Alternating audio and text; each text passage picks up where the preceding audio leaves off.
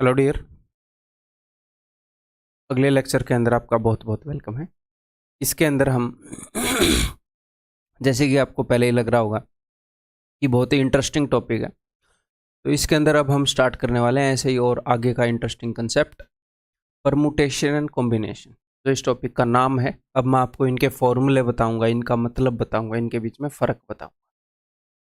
ठीक है। अब तक हमने थोड़े से बेसिक अंडरस्टैंडिंग के ऊपर क्वेश्चन किए, तो आपने ध्यान से सुनना है, अदरवाइज इनके बीच का जो कन्फ्यूज़न है वो दूर नहीं होता आसानी से।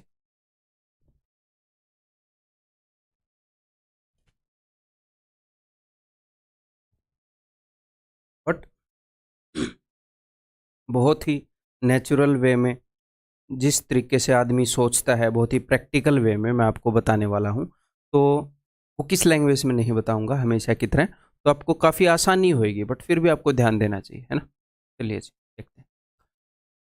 तो हिंदी में परमुटेशन को बोलते हैं क्रमचय और कॉम्बिनेशन को बोलते हैं संचय। संचय का क्या मतलब होता है? संचय का मतलब होता है इकट्ठा करना। क्रमचय यानी कि किसी क्रम में लगाना। ठीक है। तो परमुटेशन का एक बार मतलब बता देता हूँ, आप बस सुनते रहो, समझने की कोशिश करते रहो जितना समझ में आए। जैसे ये लेक्चर खत्म होएगा आपको बहुत कुछ और सब कुछ समझ में आ चुका होगा। परमुटेशन का मतलब होता है टू अरेंज। ठीक है। और कॉम्बिनेशन का मतलब होता है टू सेलेक्ट। इसके हिंदी मीनिंग से भी आप कंपेयर कर पाएंगे। संचय करना, इकट्ठा करना, जस्ट कुछ चीज़ों को सिलेक्ट करना है। ठीक है। उनको ऑर्डर में अरेंज नहीं करना है। यहाँ पर क्या है, उनको ऑर्डर में अरेंज करना है। तो परमुटेशन के अंदर दो काम होते हैं। क्या कि हम क्या करते हैं, हम सेलेक्ट करते हैं प्लस अरेंज करते हैं। सेलेक्ट करते हैं प्लस उनको किसी ऑर्डर में अरेंज करते हैं। वहाँ पर हम सिर्फ और सिर्फ सेलेक्ट करते हैं। अभी हो सकता है आपको लगे कि ये क्या चल रहा है, धीरे धीरे सब कुछ बनेगी कहानी। ठीक है, मैं आराम आराम से बनाऊंगा। जैसे कि अगर मैं ये बोलूँगा कि 10 चीज़ें हैं, देखना 10 चीज़ें हैं, उनमें से 5 चीज़ों को सेलेक्ट करने के कितने तरीके। सिर्फ सेलेक्ट, कि मैं कौन सी 5 चीज़ें सेलेक्ट करूँ। मेरे पास 10 जोड़ी जूते हैं, मुझे इसमें से 5 जोड़ी जूते उठाकर किसी को देने हैं, दान में देने हैं। तो कितने तरीकों में मैं वो जूते दान दे सकता हूँ? तो वो होएगा 10C5। अगर मैं ये बोलूँ कि मेरे पास 10 जोड़ी जूते हैं, उनमें से 5 जूते छांटने हैं और फिर मुझे प्रदर्शनी में लगाने हैं। दो काम हो गए, एक तो छांटने हैं और प्रदर्शनी में भी लगाने हैं। जब आपको प्रदर्शनी में लगाने हैं, डिस्प्ले के लिए लगाने हैं, तो हो सकता है पहले पे कोई और जूता रखो, दूसरे पर कोई और जूता, कई तरीकों से जूते रखे जा सकते हैं। तो अगर मैं बोलूँ कि 5 जूते छांट कर उनको डिस्प्ले करना है, और ऑर्डर मैटर करता है, पहले पर अगर एक अलग जूता आ रहा है, दूसरे पर अलग जूता आ रहा है, तो वो अलग ही डिस्प्ले होगी, उसको मैं अलग डिस्प्ले मानूंगा। हाँ, ये अलग तरीके से डिस्प्ले किए गए हैं। तो 10 में से 5 जो जूतों को छाट कर डिस्प्ले करना है, कितने तरीकों में किया जा सकता है? तो हम यहाँ पर क्या करते हैं, 10P5। जस्ट मोटा मोटा समझते रहो, धीरे धीरे फॉर्मूला वगैरह सब आएगा।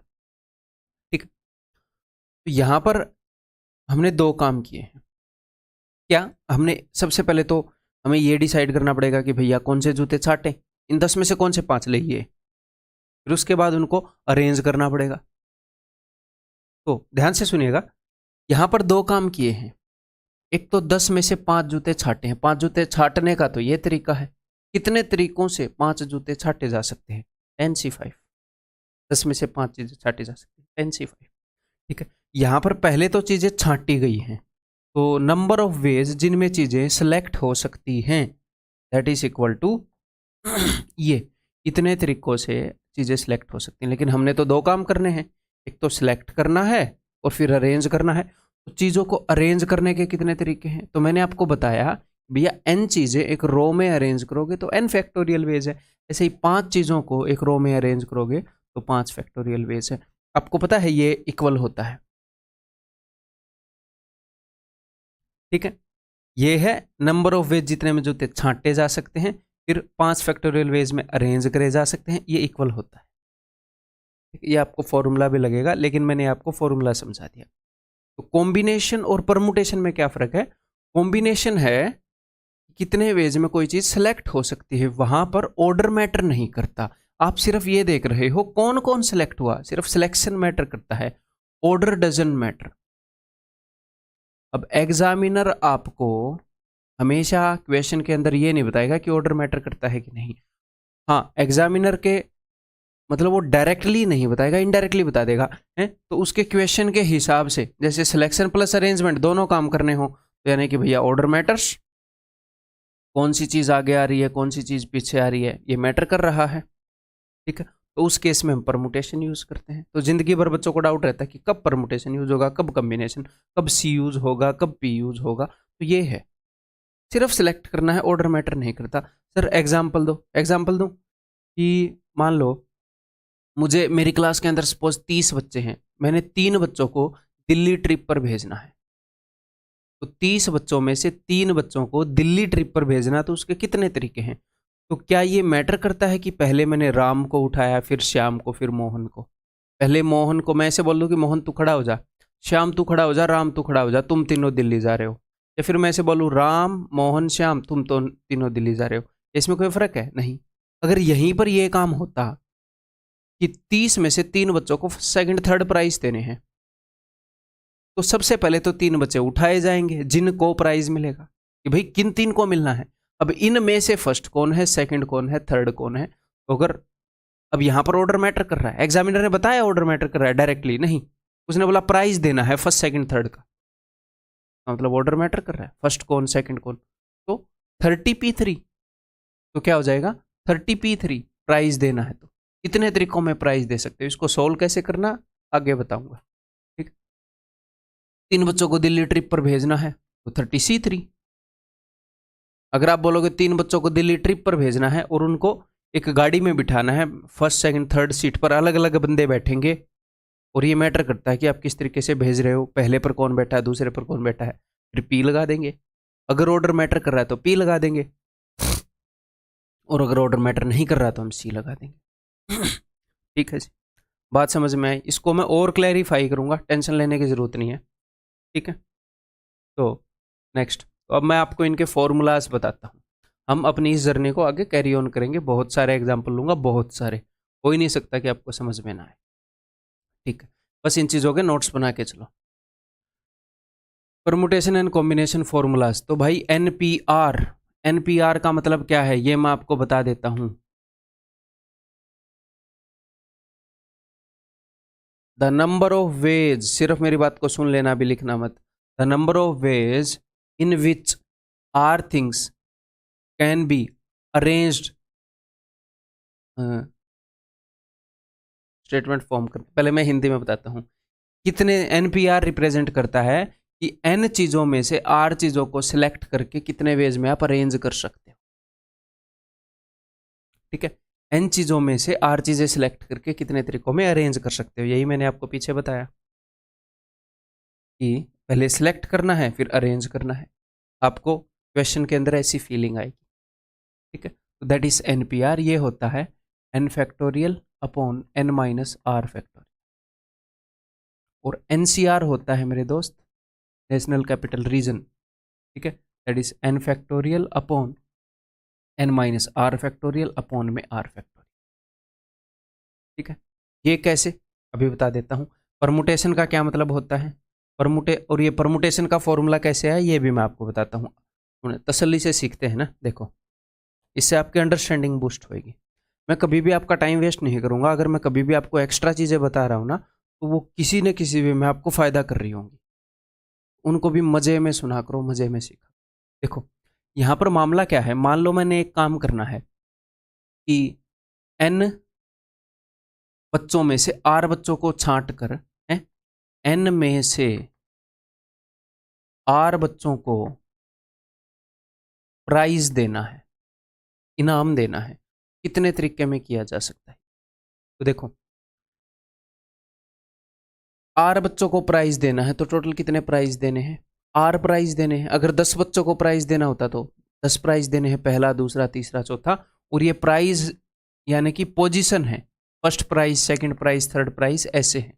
मैटर करता है पहले किसको मिला दूसरे के। तो पहला प्राइज देने के कितने तरीके हैं मेरे पास यहाँ पर आर प्राइज रखे हुए हैं। तो आप बोलोगे सर पहला प्राइज देने के सामने मेरे एन बच्चे बैठे हुए हैं, मैंने पहला प्राइज उठाया और मेरे सामने बच्चे कितने हैं, एन। तो पहला प्राइज देने के एन तरीके हैं। सेकंड प्राइज देने के कितने तरीके हैं, आप बोलोगे सर n-1 तरीके। पहला प्राइज मैंने उठाया, मेरे सामने एन बच्चे बैठे हुए हैं, उनमें से किसी एक को मैंने दे दिया, एन वेज थे मेरे पास वैसे प्राइज देने के। अब दूसरा प्राइज, अब एक बच्चे को प्राइज मिल चुका है, उसको पोजीशन मिल चुकी है, उसको फिर से सेकंड पोजीशन, फर्स्ट पोजीशन भी एक को, सेकंड पोजीशन भी एक को, ऐसे तो नहीं होता। तो अब n-1 बच्चे। थर्ड प्राइज देने के कितने तरीके हैं, थर्ड प्राइज देने के तरीके हैं n-2। फोर्थ प्राइज देने के कितने तरीके हैं, n-3। अच्छा, अगर सेकंड प्राइज है तो 1 घट रहा है, थर्ड प्राइज है तो 2 घट रहा है, फोर्थ प्राइज है तो 3 घट रहा है। अगर rth प्राइज है 1 कम घट रहा है ना, फोर्थ प्राइज देने के n-3, 1 कम घट रहा है, पैटर्न को पकड़ो। तो n में से घटेगा r-1, n-r-1। मैंने क्या किया है, n-r-1। कितने तरीके हैं, ये हो गया। इसको आप कैसे लिख सकते हो, अगर मैं ऊपर नीचे मेरे दोस्त ऐसे कर दूं, ऐसे गुणा करता जाऊं, n- इससे एक कम लिखूं, इससे एक कम यानी कि इसमें से एक घटा के n-r ऊपर n-r-1, ऐसे करता करता मैं 2 × 1 यहां तक चला जाऊंगा। ऊपर मैंने एक चीज से मल्टीप्लाई किया, नीचे भी उसी चीज से मल्टीप्लाई करना पड़ेगा भाई बैलेंस करने के लिए। तो ऊपर भी मैंने n-r तक मल्टीप्लाई कर दिया, नीचे भी, ठीक है। तो ऊपर क्या बन गया, 1 से लेकर n तक की गुणा है तो ये तो n फैक्टोरियल बन गया, और नीचे 1 से लेकर n-r तक की गुणा है तो ये n-r फैक्टोरियल बन गया।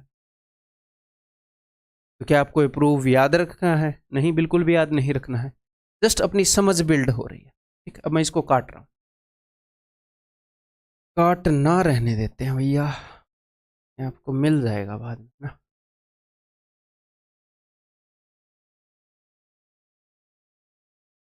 क्या बात है यार,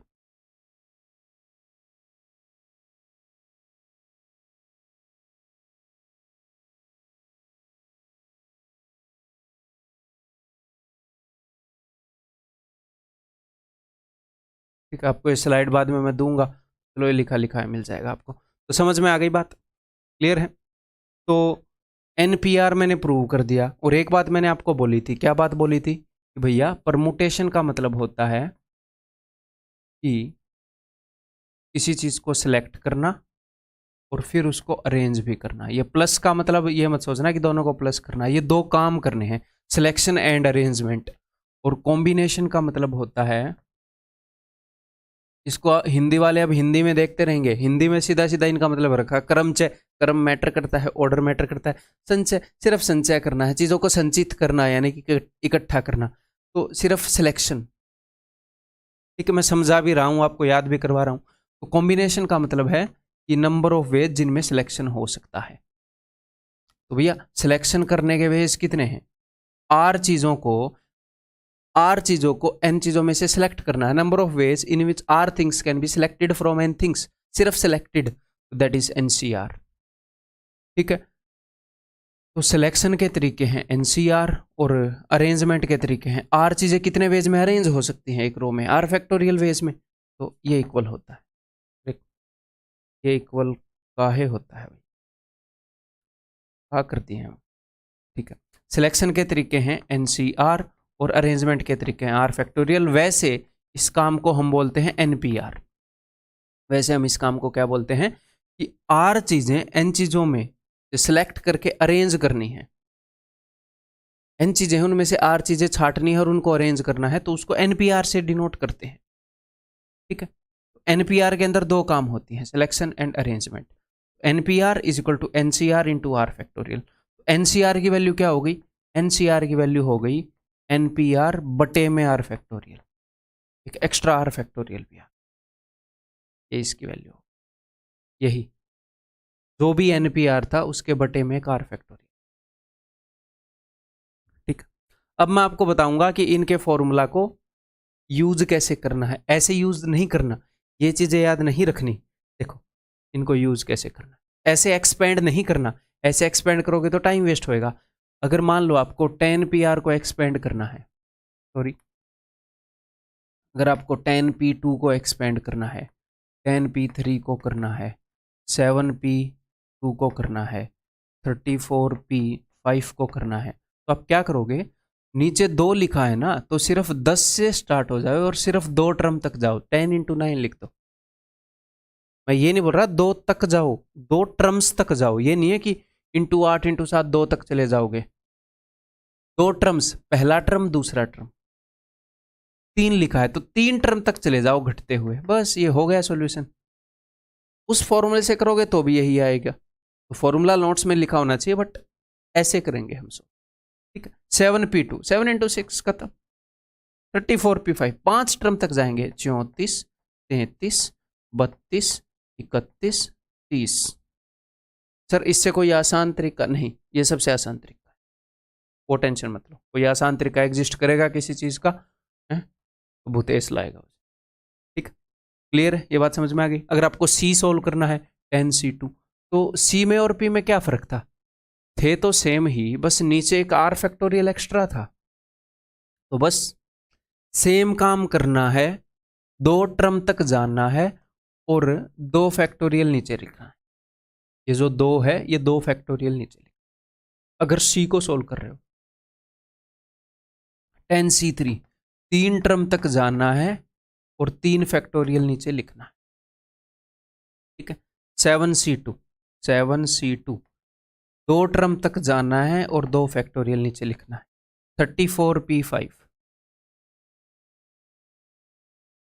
34C5, 5 टर्म तक जाना है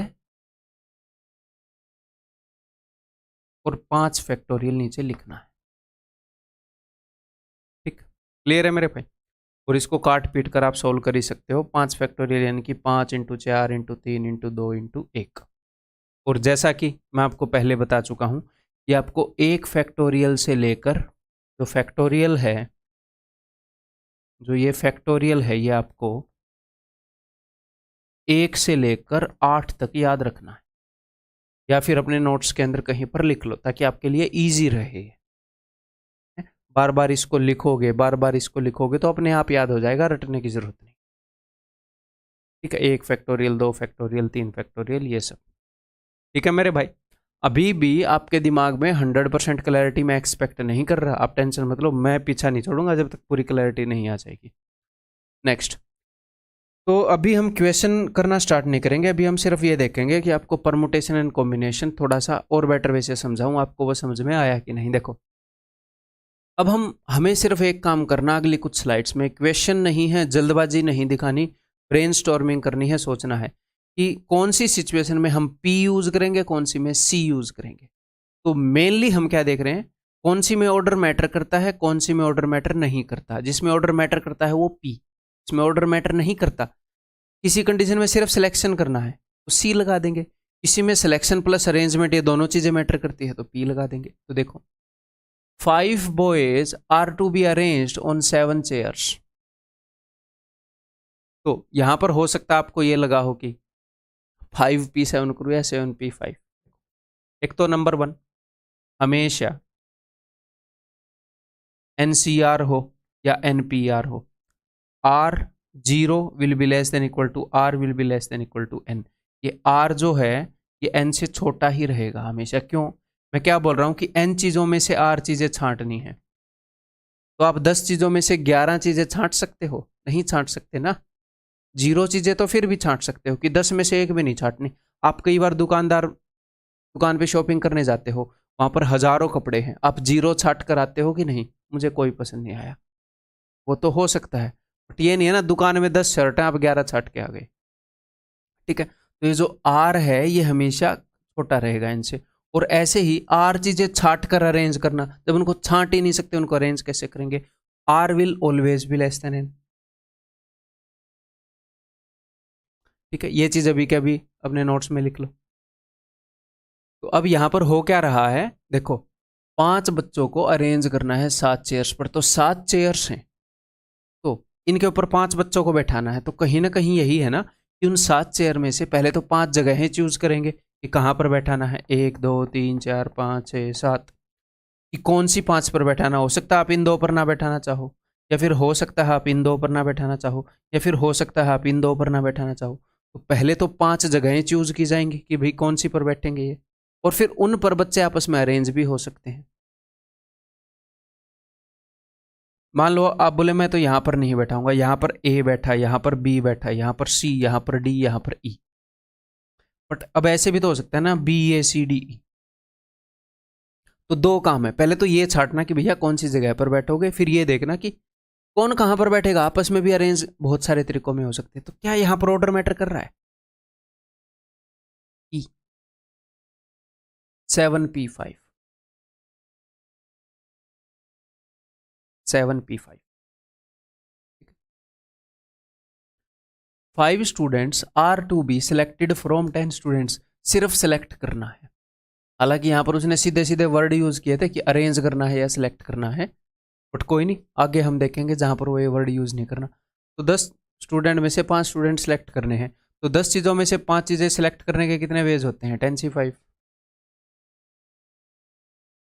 ठीक है, 10 जगहों पर अगर 5 बंदे अरेंज करने हैं, बैठाने हैं, तो 10p5। क्योंकि पहले उनके लिए जगह छांटनी पड़ेगी, फिर उनको अरेंज करना पड़ेगा। ठीक है, इज दिस क्लियर? ठीक है भाई। और आगे बहुत सारे एग्जाम्पल है ऐसे, बहुत सारे, काफी करवाऊंगा मैं। बस बीच में हो सकता है आपको सोचने की जरूरत पड़े पॉज करके कि यार आप अपने दिमाग के अंदर डाइजेस्ट कर पाओ, तो पॉज करके सोच लेना, घबराना नहीं, वो बिल्कुल नॉर्मल है। ठीक है, जो जो काम भी आपके साथ हो रहे हैं घर पर, कोई चीज़ समझ में नहीं आ रही, कोई चीज़ लेट समझ में आ रही है, कभी कभी जल्दी समझ में आ रही है, ये काम हजारों लाखों बंदों के साथ हो रहा है जो तैयारी कर रहे हैं, आप अकेले नहीं हैं। फ़र्क सिर्फ इतना है सिलेक्शन लेने वाले में कि इन सारी दिक्कतों के बावजूद वो बढ़ता रहता है, पढ़ता रहता है, चलता रहता है, सिलेक्शन हो जाता है, धीरे धीरे उसकी स्किल्स इंप्रूव हो जाती हैं। बस ये नहीं है कि सीधा फटाफट है, किसी का आईक्यू ज़्यादा है, किसी का कम है। जिसका आईक्यू ज़्यादा है वो इन प्रॉब्लम में आता वो भी है, थोड़ी सी कम में आता होगा, और वो थोड़ा सा जल्दी सॉल्व कर लेता होगा, जल्दी ओवरकम कर लेता होगा। बस आईक्यू का इतना रोल है कि पेपर क्रैक करने के टाइम को कम करवा सकता है। ठीक है, जैसे कैट मेरा जो है 4.5 महीने में क्लियर हो गया था, ठीक ठाक पेस पर मैं सिलेबस को समझता और करता और प्रैक्टिस करता गया। बट आपको क्या लगता है मेरी मेहनत कम लगी थी ना?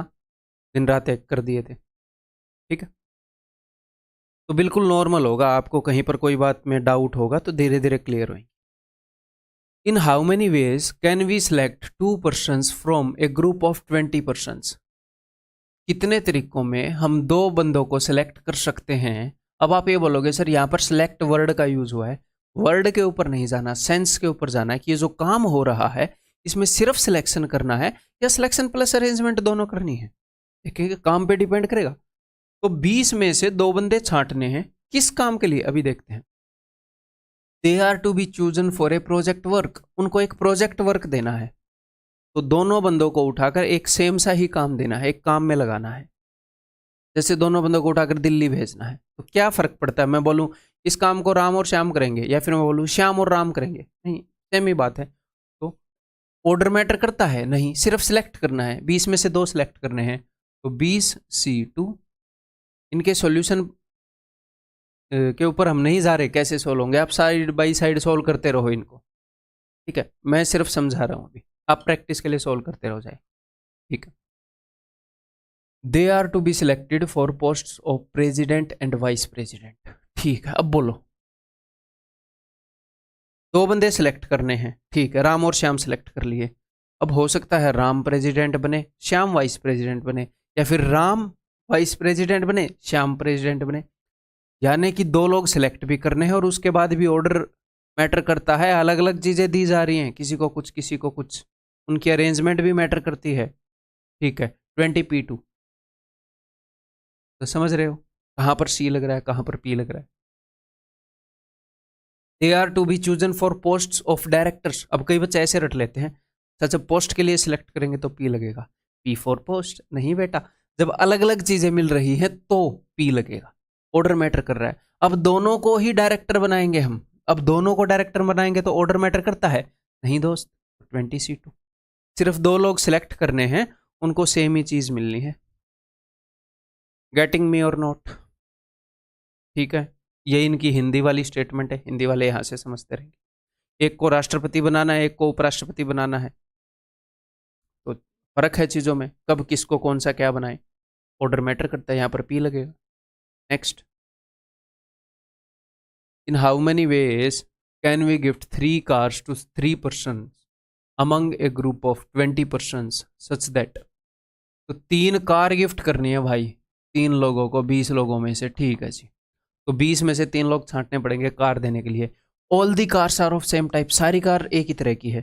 तो मैं 20 में से पहले तो 3 बंदों को छांटूंगा और फिर तीनों को नैनो दे रहा हूं मैं, तीनों को क्या फ़र्क पड़ता है किसको कौन सी मिली, नहीं, तीनों सेम कलर की डिट्टो एक जैसी हैं, एक कंपनी की, सब कुछ सेम है। इसने बोला ना all the cars are of same type, तो सिर्फ क्या लगेगा, सी। सिर्फ सेलेक्ट करना है लोगों को, उसके बाद सेम ही चीज़ मिल रही है, ऑर्डर मैटर कर ही नहीं रहा कि वो किस वे में अरेंज्ड है। All the cars are of different type, car अलग अलग तरीके की हैं, मैटर करता है ऑर्डर। पहले मैं लोगों को सिलेक्ट करूंगा, 3 लोग सिलेक्ट करूंगा और फिर मैं देखूंगा किसको कौन सी कार दी जाए। ऑर्डर मैटर कर रहा है कि नहीं कर रहा है। 20p3, ठीक है, कहां पर पी यूज होगा, कहां पर सी यूज होगा। जैसे ऐसे क्वेश्चन होते हैं कि नंबर ऑफ हैंडशेक्स बिटवीन 10%, 10 लोगों के बीच में कितने हैंडशेक हुए। एक क्वेश्चन होता है कि भाई एक कमरे में 10 बंदे हैं, ठीक है, उन 10 बंदों ने आपस में सबने हाथ मिलाया, जितने भी वो हाथ मिला सकते थे। मैंने हर एक बंदे से हाथ मिलाया, एक और बंदा है उसने हर एक बंदे से हाथ मिलाया, तो बताओ टोटल कितने हैंडशेक हुए। तो देखो, मैंने एक बंदे से हाथ मिलाया, हैंडशेक काउंट हुआ, और उसने मेरे से हाथ मिलाया, तो ये अलग अलग हैंडशेक है या सेम ही है, सेम ही है भाई। भूतेश ने और श्याम ने हाथ मिलाया तो वो एक ही हैंडशेक, ऐसे तो नहीं बोलोगे एक हैंडशेक तो भूतेश और श्याम का है, एक श्याम और भूतेश का है, नहीं, सिर्फ। तो यहां पर उत्तर कैसे होएगा, तो 10 बंदे हैं, मैं ये देख लूंगा कि 10 बंदों में से 2 बंदे छांटने के कितने तरीके हैं। जितने तरीकों में मैं 10 में से 2 बंदे छांट सकता हूं, क्योंकि हर 2 बंदों ने एक हैंडशेक किया है, तो 10 में से जितने तरीके से 2 बंदों के ग्रुप बन सकते हैं कि तुम दो, उन्होंने भी हैंडशेक किया होगा, तुम दो, उन्होंने हैंडशेक किया होगा, जितने अलग अलग ग्रुप बन सकते हैं। तो यहां पर क्या होगा 10c2। ये थोड़ा सा मैं एडवांस लेवल का ले आया यहाँ पर, घबराना नहीं, अगर आपको एक कंसेप्ट भी समझ में नहीं आया तो बाद में दोबारा से करेंगे, सब कुछ आगे क्वेश्चन के थ्रू करेंगे।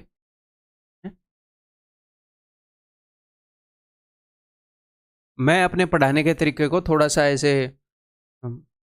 डाउट प्रूफ रखता हूँ कि डाउट ना आए, इस तरीके से अरेंज करके रखता हूँ कि चीज़ें बाद बाद में विजिट होंगी, फिर से विजिट होंगी, फिर से विजिट होंगी, जब तक लेक्चर खत्म होगा तब तक डाउट नहीं बचेगा कुछ।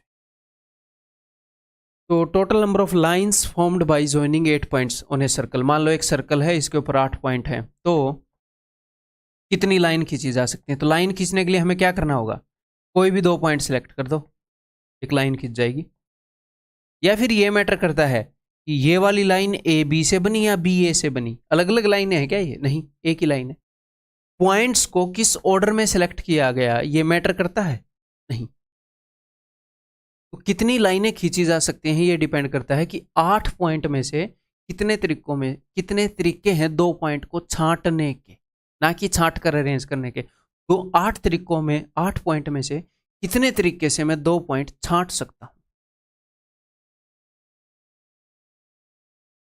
मान लो 8 पॉइंट है, A B C D E F G ऐसे, तो मैंने सिलेक्शन लिया ए और बी, तो ए और बी छांटे या बी और ए छांटे, क्या इसमें फर्क है, एक ही है, ऑर्डर मैटर ही नहीं।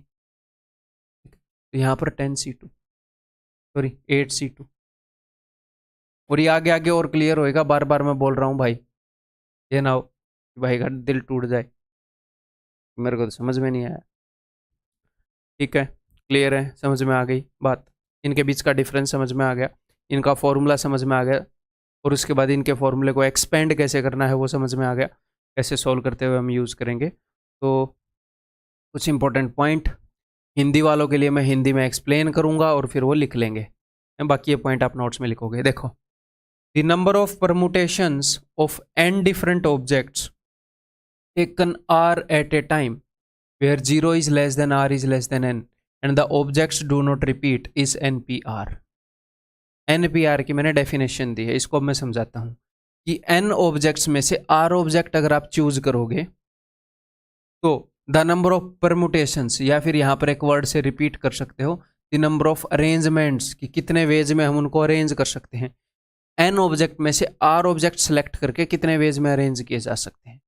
इस सिलेक्शन प्लस अरेंजमेंट को परमुटेशन से रिप्लेस कर दिया इन्होंने। परमुटेशन का मतलब ही होता है चीज़ों को सिलेक्ट और अरेंज कर, ठीक है। तो एन चीज़ों में से आर चीज़ें छाट कर अरेंज करनी है तो उसको हम एनपीआर वेज में कर सकते हैं। यहाँ पर इसने बोला है objects do not repeat. Sir इसका क्या मतलब है? इसका ये मतलब है आगे क्वेश्चन आएंगे ऐसे डी ए टी ए, इसको कितने वेज में अरेंज कर सकते हो, और एक क्वेश्चन आएगा एस टी ए आर कि नंबर ऑफ अरेंजमेंट। इस वर्ड अगर मुझे इन 4 लेटर्स को अरेंज करना है, इनको जैसे मैं ऐसे बना सकता हूँ T A S R, T S A R, T R A S, तो मैं कितने तरीकों में बना सकता हूँ? तो भैया 4 चीज़ें हैं, इनको अरेंज करना है तो 4 फैक्टोरियल वेज होंगे। अभी ये मैं समझा नहीं रहा, आगे समझाऊंगा, जस्ट बता रहा हूँ इसका मतलब क्या है, ठीक है। तो अगर 4 चीज़ों को अरेंज करना होता है तो 4 फैक्टोरियल, 5 चीज़ों को अरेंज करना है एक रो में, 5 फैक्टोरियल तरीके होते हैं। लेकिन जब चीज़ें रिपीट हो रही होती हैं तो हमारा फॉर्मूला ए और ए तो सेम ही है, लेकिन हमारा फॉर्मूला इन ए को अलग अलग तरीके से ट्रीट कर लेता है। तो हमें थोड़ा सा ट्वीक करना होता है, चीज़ों को थोड़ा सा चेंज करना होता है, वो मैं आगे बताऊंगा, ठीक। हाँ, या फिर यहीं पर बताऊंगा, मैं आपको यहीं पर बताऊंगा आराम से, यहाँ पर टाइम लेंगे हम, ठीक है। फिर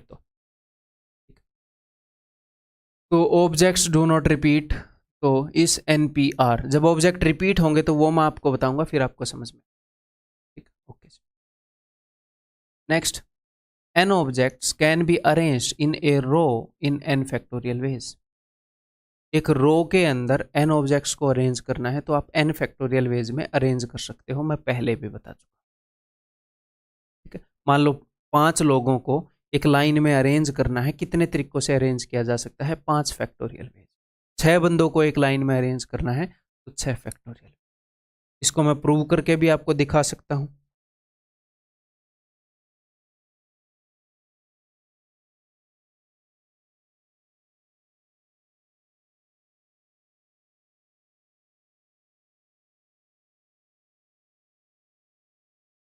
मान लो अपने पास 10 बंदे हैं, इनको एक रो में अरेंज करना है, तो पहले बंदे के पास कितने वो हैं, पहले बंदे के पास कितनी चॉइस है? यहाँ पर इनको एक रो में अरेंज करना है तो 1 2 3 4 5 6 7 8 9 10, तो 10 जगह पर ये अरेंज होंगे ना। हो सकता है आपको लगे सर अगर ज़मीन पर निशान ना लगाए हो, मान लो ज़मीन पर निशान नहीं लगाए, लेकिन मैं जहाँ पर खड़ा हूँगा मैंने एक जगह तो ऑक्यूपाई कर ली ना, उसको मैं बोलता हूँ एक जगह। दूसरा बंदा जहाँ पर खड़ा हो रहा है वो है एक जगह, तो 10 बंदे 10 जगह पर खड़े होंगे, उनकी उस जगह को ले लो, तो टोटल 10 जगह हैं खड़े होने की 10 बंदों के पास। कहीं ना कहीं तो खड़े होंगे ही बेचारे धरती पर, ऐसे कि यहाँ यहाँ यहाँ यहाँ यहाँ ऐसे। तो पहले बंदे के पास कितनी चॉइस है? वो पहले पर जाकर खड़ा हो सकता है कि सब उसके पीछे खड़े होंगे, वो दूसरे पर, तीसरे पर, चौथे पर, 5वें पर, 10वें पर, कहीं पर भी वो जाके खड़ा हो सकता है। तो पहले बंदे के पास 10 चॉइस है खड़े होने की। अब पहला बंदा कहीं ना कहीं पर खड़ा हो गया, अब दूसरे बंदे के पास कितनी चॉइस है? 9 चॉइस है। तीसरे बंदे के पास खड़े होने की कितनी चॉइस है? 8 चॉइस है। ऐसे ही करते करते ये 1 तक जाएगा। उत्तर इज 10 फैक्टोरियल, क्योंकि पहले बंदे के पास n चॉइस होती हैं, अगले बंदे के पास n-1, अगले के पास n-2, ऐसे ही लास्ट बंदे के पास चॉइस होती है एक। n बंदे एक रो में अगर आपने अरेंज करने हैं n फैक्टोरियल वेज। और एक और बात, n बंदे अगर n जगहों पर अरेंज करने हैं, भले ही वो रो में ना हो, n जगहों पर, अगर वो जगहें अलग अलग हैं, चलो अब तक के लिए रो मान लो, सॉरी माय मिस्टेक, वो फिर आगे जाकर एक जगह कंफ्यूजन हो जाएगी आपको। चलो, n बंदे एक रो में अरेंज करने हैं तो n फैक्टोरियल, ठीक, क्लियर है भाई? आगे अब ध्यान से मेरी बात को सुनो। n objects out of which are identical, जिसमें से आर ऑब्जेक्ट्स जो वो आइडेंटिकल हैं, can be arrange in a row in n factorial by r factorial ways. इसका क्या मतलब है ये मैं आपको बताता हूँ, आगे नहीं, मेरे को ये अभी समझाना पड़ेगा। देखो, मान लो मेरे पास 4 ऑब्जेक्ट हैं, चारों डिफरेंट हैं, चारों डिफरेंट डिफरेंट है। मेरे पास 4 लेटर हैं, इनको मैंने अरेंज करना है, तो इनको मैंने अरेंज करना है। तो मैंने आपको क्या बताया, 5 चीज़ों को 5 फैक्टोरियल वेज में अरेंज कर सकते हो, 6 चीज़ों को 6 फैक्टोरियल वेज में अरेंज कर सकते हो। ये फॉर्मूला तो आपको ध्यान है। तो इनको अरेंज करने के 4 फैक्टोरियल वेज हैं, यानी कि 24 वेज हैं। 24 तरीकों में हम इनको अरेंज कर सकते हैं। ठीक है, आप लिख कर देखोगे तो 24 तरीके आएंगे। अगर मेरे पास 3 हैं, ART आर्ट, इनको मैंने अरेंज करना है, तो 3 फैक्टोरियल यानी कि 6 वेज। ये 3 मैंने क्यों लिए हैं, ताकि मैं आपको लिख कर दिखा सकूं। 24 तो खुद लिख लेना। देखो मैंने पहले ए को फिक्स कर दिया, फिर आर और टी को मैं बदलूंगा।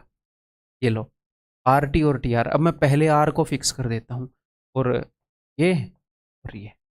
अब मैं टी को फिक्स कर देता हूँ, तो ए आर और आर ए। देखो टोटल 6 तरीके। ठीक, ओके जी।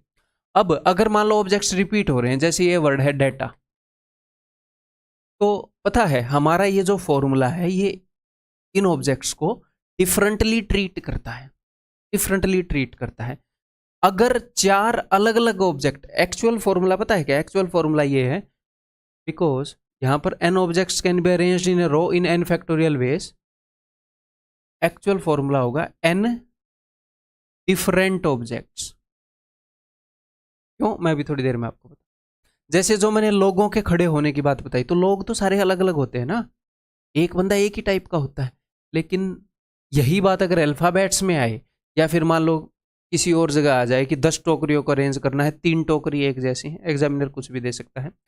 तो जहां पर चीजें आइडेंटिकल हों, तो हमारा जो फॉर्मूला है वो डिफरेंट ऑब्जेक्ट्स के लिए है, अलग अलग ऑब्जेक्ट्स के लिए। अगर ये चारों ऑब्जेक्ट्स डिफरेंट होते तो टोटल 4 फैक्टोरियल यानी कि 24 वेज होते। ओके सर, 24 वेज होते। लेकिन हमारा फॉर्मूला फॉर्मूला तो एक मशीन होता है, उसके अंदर 4 ऑब्जेक्ट डाले, उसने उसके अरेंजमेंट करी और बता दिया जी 24 होंगी। तो हमारे फॉर्मूले के अकॉर्डिंग वो इनको अलग अलग ट्रीट कर रहा है, इस ए को अलग ट्रीट कर रहा है, इस ए को अलग ट्रीट कर रहा है। ताकि आपको याद रहे, मैं इनको A1 A2 नाम दे देता हूँ कि ये अलग ए है, ये अलग ए है।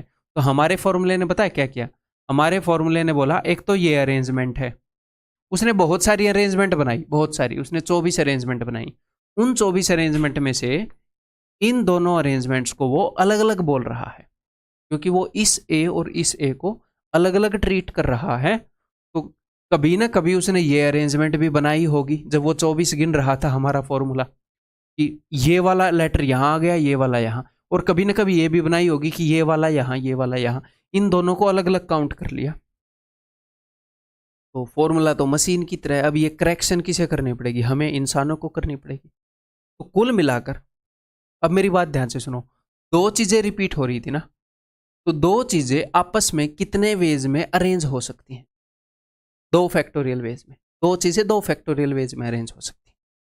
2 फैक्टोरियल क्या होता है, 2 चीजें 2 वे में अरेंज हो सकती हैं, A1 A2 A2 A1। 2 चीजें 2 फैक्टोरियल वेज में अरेंज हो सकती हैं। तो होता क्या है, मेरी बात को समझने की कोशिश करिएगा। ये एक ही अरेंजमेंट है, ये अरेंजमेंट क्या है, ये एक ही अरेंजमेंट है। एक्चुअल में इसने उसकी 2 फैक्टोरियल अरेंजमेंट्स बना दी। क्यों, डी और टी यहीं पर हैं, डी और टी यहीं पर हैं। मेरी ये बात जो है, मैं इसको आगे एक्सटेंड करके लेकर जाऊंगा, हो सकता है एक एग्जांपल और दूं तब समझ में आए, तो टेंशन मत लेना। देखो डी और टी यहां पर है, डी और टी यहां पर है, तो उसने इनको, मैं तो चाहता हूं कि एक ही वे में अरेंज होए क्योंकि ये सेम है, लेकिन उस भाई ने इसको 2 फैक्टोरियल वेज में अरेंज किया है, तो उसने हमारी अरेंजमेंट्स को 2 फैक्टोरियल गुणा कर दिया, जितनी एक्चुअल में होनी चाहिए। ठीक है, 2 फैक्टोरियल गुणा कर दिया। हो सकता है आपको अच्छे से समझ में ना आया हो, तो अब हम क्या करेंगे, 3 लेटर वाला लेंगे, तब बनेगी बात। किसी में 3 लेटर रिपीट हो रहे हों, कौन सा है,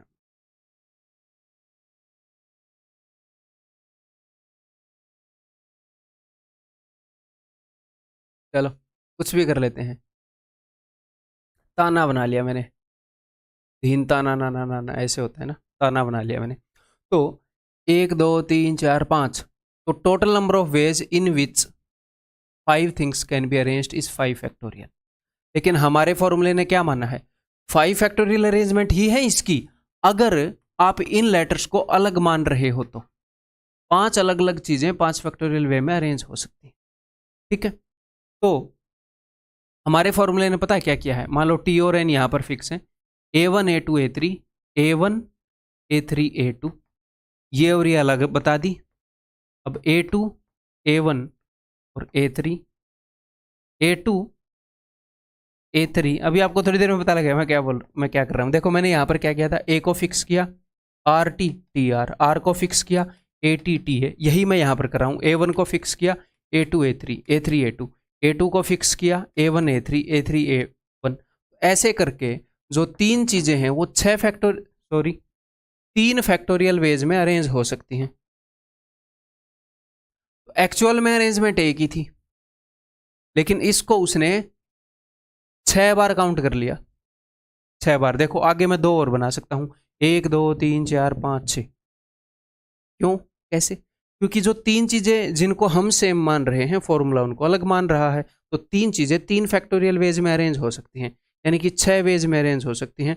तो एक्चुअल में जितनी अरेंजमेंट है उसने 6 गुना दिखा दी उसकी, हर एक अरेंजमेंट को उसने 6 बार दिखाया है। क्यों? क्योंकि ये A1 A2 A3 को घुमाता रहा वो।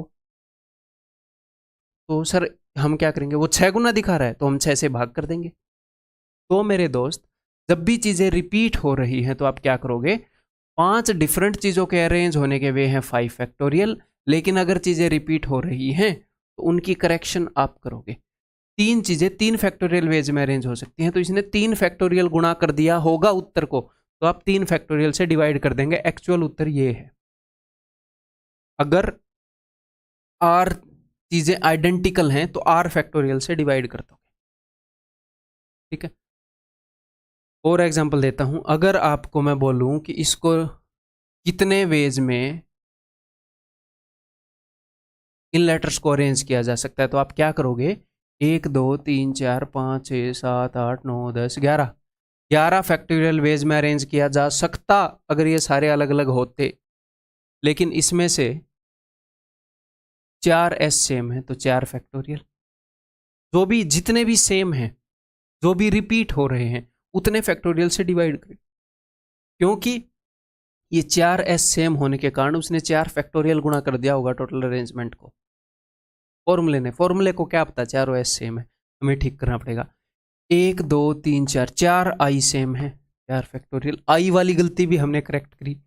2 P सेम है, P वाली गलती भी हमने ठीक करी। 2 फैक्टोरियल वेज में P अरेंज हो सकते हैं, कुछ और है ऐसा नहीं। तो इतने वेज में अरेंज कर पाओगे आप इन सारे लेटर्स को। इन सारे लेटर्स को कितने वेज में अरेंज कर पाओगे, इतने वेज। तो कल को अगर एग्जामिनर ये बोलता है कि भैया 10 टोकरियां हैं जिसमें से 7 तो अलग अलग हैं, अलग अलग तरह की टोकरियां हैं, 3 सेम टोकरियां हैं, उनको कितने वेज में अरेंज कर सकते हो, तो 10 फैक्टोरियल बटे में 3 फैक्टोरियल। तो हमें बेसिक समझना जरूरी है ना, समझ में आ गई? तो ये फॉर्मूला क्या होगा, n different objects can be arranged in. अब आपको ये पता लग गया ऑब्जेक्ट्स डू नॉट रिपीट वो क्यों कर रहा था, क्योंकि रिपीट हो गए ऑब्जेक्ट, तो नीचे 5 ऑब्जेक्ट रिपीट हुए तो 5 फैक्टोरियल करना पड़ेगा। ठीक है, तो इसलिए ये चीज ऐड करनी पड़ी मुझे। Next, n objects can be arranged in a circle in n-1 ways, in n-1 factorial veg. एक रो में n फैक्टोरियल वेज, सर्कल में n-1 फैक्टोरियल वेज। क्यों सर? देखो, लेट्स सी।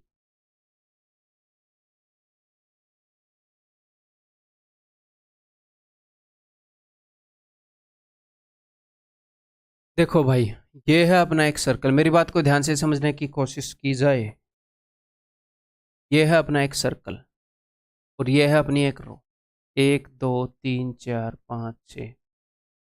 ठीक है, मान लो मैं 6 बंदों को अरेंज करना चाह रहा हूं, 6 पर्सन को अरेंज करना है रो में और 6 पर्सन को अरेंज करना है सर्कल। 1 2 3 4 5 6। ठीक है, तो यहां पर 6 पर्सन है, 6 जगह पर अरेंज करने हैं, 6 पर्सन है, 6 जगह पर अरेंज करने हैं। तो यहां पर पहले पर्सन के पास कितनी चॉइस होंगी, 6। यहां पर पहले पर्सन के पास कितनी चॉइस होंगी, 6। नहीं, यहां पर 6 नहीं होंगी। क्यों, मैं बताता हूं। देखो, मान लो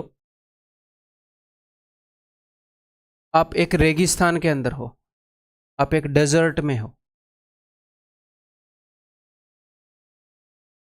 आप एक डेजर्ट में हो, जैसे वो वीडियो में बोल रहा था चारों तरफ कोहरा ही कोहरा, मैं आसमान की ऊंचाइयों में हूँ, ऐसे ही आप आसमान की ऊंचाइयों में नहीं हो, आप धरती पर हो, पर चारों तरफ रेत ही रेत है, कोई पेड़ नहीं है, कुछ भी नहीं है, कुछ भी आइडेंटिफाई करने की जगह नहीं है कि कोई पेड़ है, तालाब है, ऐसे बिल्कुल आप आइडेंटिफाई नहीं कर सकते कहाँ पर नॉर्थ है, कहाँ पर वेस्ट है, कहाँ पर साउथ है, बिल्कुल ठीक है। तो आपने मुझे फोन पर बताना है कि आप कहाँ पर बैठे हो। मान लो 6 बंदे हैं, वो एक रो में बैठ रहे हैं, ऐसे हैं रोज, ठीक है। तो मैं पहले वाले बंदे से पूछूंगा हाँ भाई तू कहाँ पर बैठा है, मान लो वो यहाँ पर बैठा, तो वो ऐसे बता देगा है मैं ऐसी जगह पर बैठा हूँ। मान लो इनको इधर मुंह करके बैठना है, इधर मुंह करके बैठना है, कि मैं ऐसी जगह पर बैठा हूं कि मेरे राइट में एक कुर्सी है और लेफ्ट में 4 कुर्सी है। अगर वो यहां पर बैठेगा तो ऐसे बता देगा कि मेरे राइट में है सारी कुर्सी, मेरे लेफ्ट में कुछ नहीं, ठीक है। अगर वो यहां पर बैठेगा तो क्या बता देगा कि मेरे लेफ्ट में 2 कुर्सी है, राइट में 3 कुर्सी। तो मैं कहना क्या चाह रहा हूं, जब 6 पर्सन में से पहला पर्सन बैठता है तो एक रो के अंदर हर एक जगह यूनिक होती है, हर एक जगह यूनिक होती है, इसे आइडेंटिफाई किया जा सकता है कि ये कौन सी जगह है, इसके लेफ्ट में कितना है, राइट में कितना है, हर एक जगह यूनिक होती है। लेकिन सर्कल में यूनिक नहीं होती। अगर आप रेगिस्तान में बैठे हो और आप इस सर्कल में बैठे हो तो आप क्या बोलोगे, मेरे लेफ्ट में कितनी कुर्सियां हैं, राइट में कितनी कुर्सी, क्या बोलोगे, कहां पर बैठे हो? आप बोलोगे मैं सर्कल में बैठा हूं। कैसे बताओगे कि एग्जैक्टली कहां बैठे हो? अगर मैं इनको ABCD ऐसे मार्क ना करूं, कोई भी मार्किंग नहीं है, यहां पर फिर भी बताया जा सकता है। तो जब एक सर्कल में पहला बंदा बैठता है तो उसके पास एक ही तरीका होता है, वो जिस भी कुर्सी पर बैठेगा वो एक समान ही है, वो अलग अलग वेज में बैठ ही नहीं सकता। क्यों? क्योंकि जगह को डिफरेंशिएट करने के लिए कोई मार्क ही नहीं है, सारी जगह एक जैसी हैं। तो जब सर्कल में पहला बंदा बैठता है तो उसके पास वो एक ही वे में बैठ सकता है, वो जहां पर भी बैठे वो एक ही वे है। हाँ, जब सर्कल में सेकंड बंदा बैठता है तो मान लो पहले वाला बंदा यहां बैठ गया, अब सेकंड वाला बंदा इसका रेफरेंस लेकर बता सकता है कि मैं उसके 2 लेफ्ट में बैठा हूं, 3 राइट में बैठा हूं, सामने बैठा हूं, वहां बैठा हूं। इसका रेफरेंस लेके अब सारी चेयर्स यूनिक हो गई। तो जो सेकंड बंदा है, 6 बंदे थे अब 5 बंदे बचे हैं, जो सेकंड बंदा है उसके पास 5 वे हैं बैठने के। क्यों? क्योंकि उसको रेफरेंस मिल गया। तो सर्कल में रेफरेंस नहीं होता, तो पहली बार जब बंदा बैठेगा एक ही तरीका होगा। रो में रेफरेंस होता है, इसीलिए 6 बंदे, तो पहले वाले के पास 6 तरीका, दूसरे वाले के पास 5 तरीका, तीसरे वाले के पास 4 तरीके बैठने के, ऐसे एंड तक 1 तरीका, 6 फैक्टोरियल। लेकिन सर्कल में क्या है, अगर 6 बंदे बैठ रहे हैं तो पहले वाले के पास एक ही तरीका है बैठने का, दूसरे वाले के पास 5 तरीके में बैठ सकता है। अब एक बार रेफरेंस मिल गया तो फिर तो 5 फैक्टोरियल वेज, फिर क्या हो जाएगा, फिर 5 फैक्टोरियल वेज। तो कल को उसने सर्कल के अंदर कोई रेफरेंस दे दिया ना, एक कुर्सी सबसे बड़ी है फलाना ढिमकाना, तो ये सर्कल रो ही बन जाती है। रेफरेंस मिलते ही तो 6 बंदे 6 फैक्टोरियल वेज में बैठेंगे। रेफरेंस नहीं मिल रहा था, कौन सी कुर्सी, मतलब हम डिफ्रेंशिएट नहीं कर पा रहे थे। तो अगर वो सिंपली बोले कि 8 बंदों को एक सर्कल में खड़ा करना है, कितने वेज, 7 फैक्टोरियल वेज। फॉर्मूला क्यों आया, कहाँ से आया, ये मैंने बता दिया आपको। ठीक है दोस्त, क्लियर है? R objects can be selected out of n objects where 0 is less than is equal to r is less than n in NCR ways। ये मैंने आपको बताया है। n ऑब्जेक्ट में से r ऑब्जेक्ट सेलेक्ट करने हैं तो NCR तरीके हैं। n ऑब्जेक्ट्स में से r ऑब्जेक्ट को प्रमोट करना है या फिर सेलेक्ट करके अरेंज करना है तो NPR वेज में कर सकते हो। NCR और NPR को सोल्व करने का तरीका ही बता दिया, ठीक। और फिर भी हम बहुत ही धीरे धीरे आगे बढ़ेंगे, घबराने की बात ही नहीं है। चलो जी। In how many ways 7 boys can sit in a row. 7 boys एक रो में कितने तरीकों में बैठ सकते हैं? तो मैंने क्या बताया, n चीज़ें एक रो में n फैक्टोरियल वेज में अरेंज हो सकती हैं। तो 7 बॉयज 7 फैक्टोरियल वेज में अरेंज हो सकते हैं। 8 फैक्टोरियल तक कभी कभी लिख कर रट लो। 7 factorial is 5040। In how many ways 7 boys can sit in a circle. तो 7 बॉयज़ हैं तो 6 फैक्टोरियल वेज में अरेंज हो सकते हैं ये, तो it will be 720। 6 factorial is 720। ठीक है जी। इसके ऊपर अपने एग्जाम में वैसे तो डायरेक्ट क्वेश्चन आते हैं इन छोटी छोटी बातों पर, और एक आधे क्वेश्चन ऐसे भी आए हैं 2022 के मेंस में कि भाई बढ़िया क्वेश्चन आए हैं, तो हम तो बढ़िया तरीके से पढ़ेंगे। ये देखो, Rahul invited his 19 friends to his birthday party.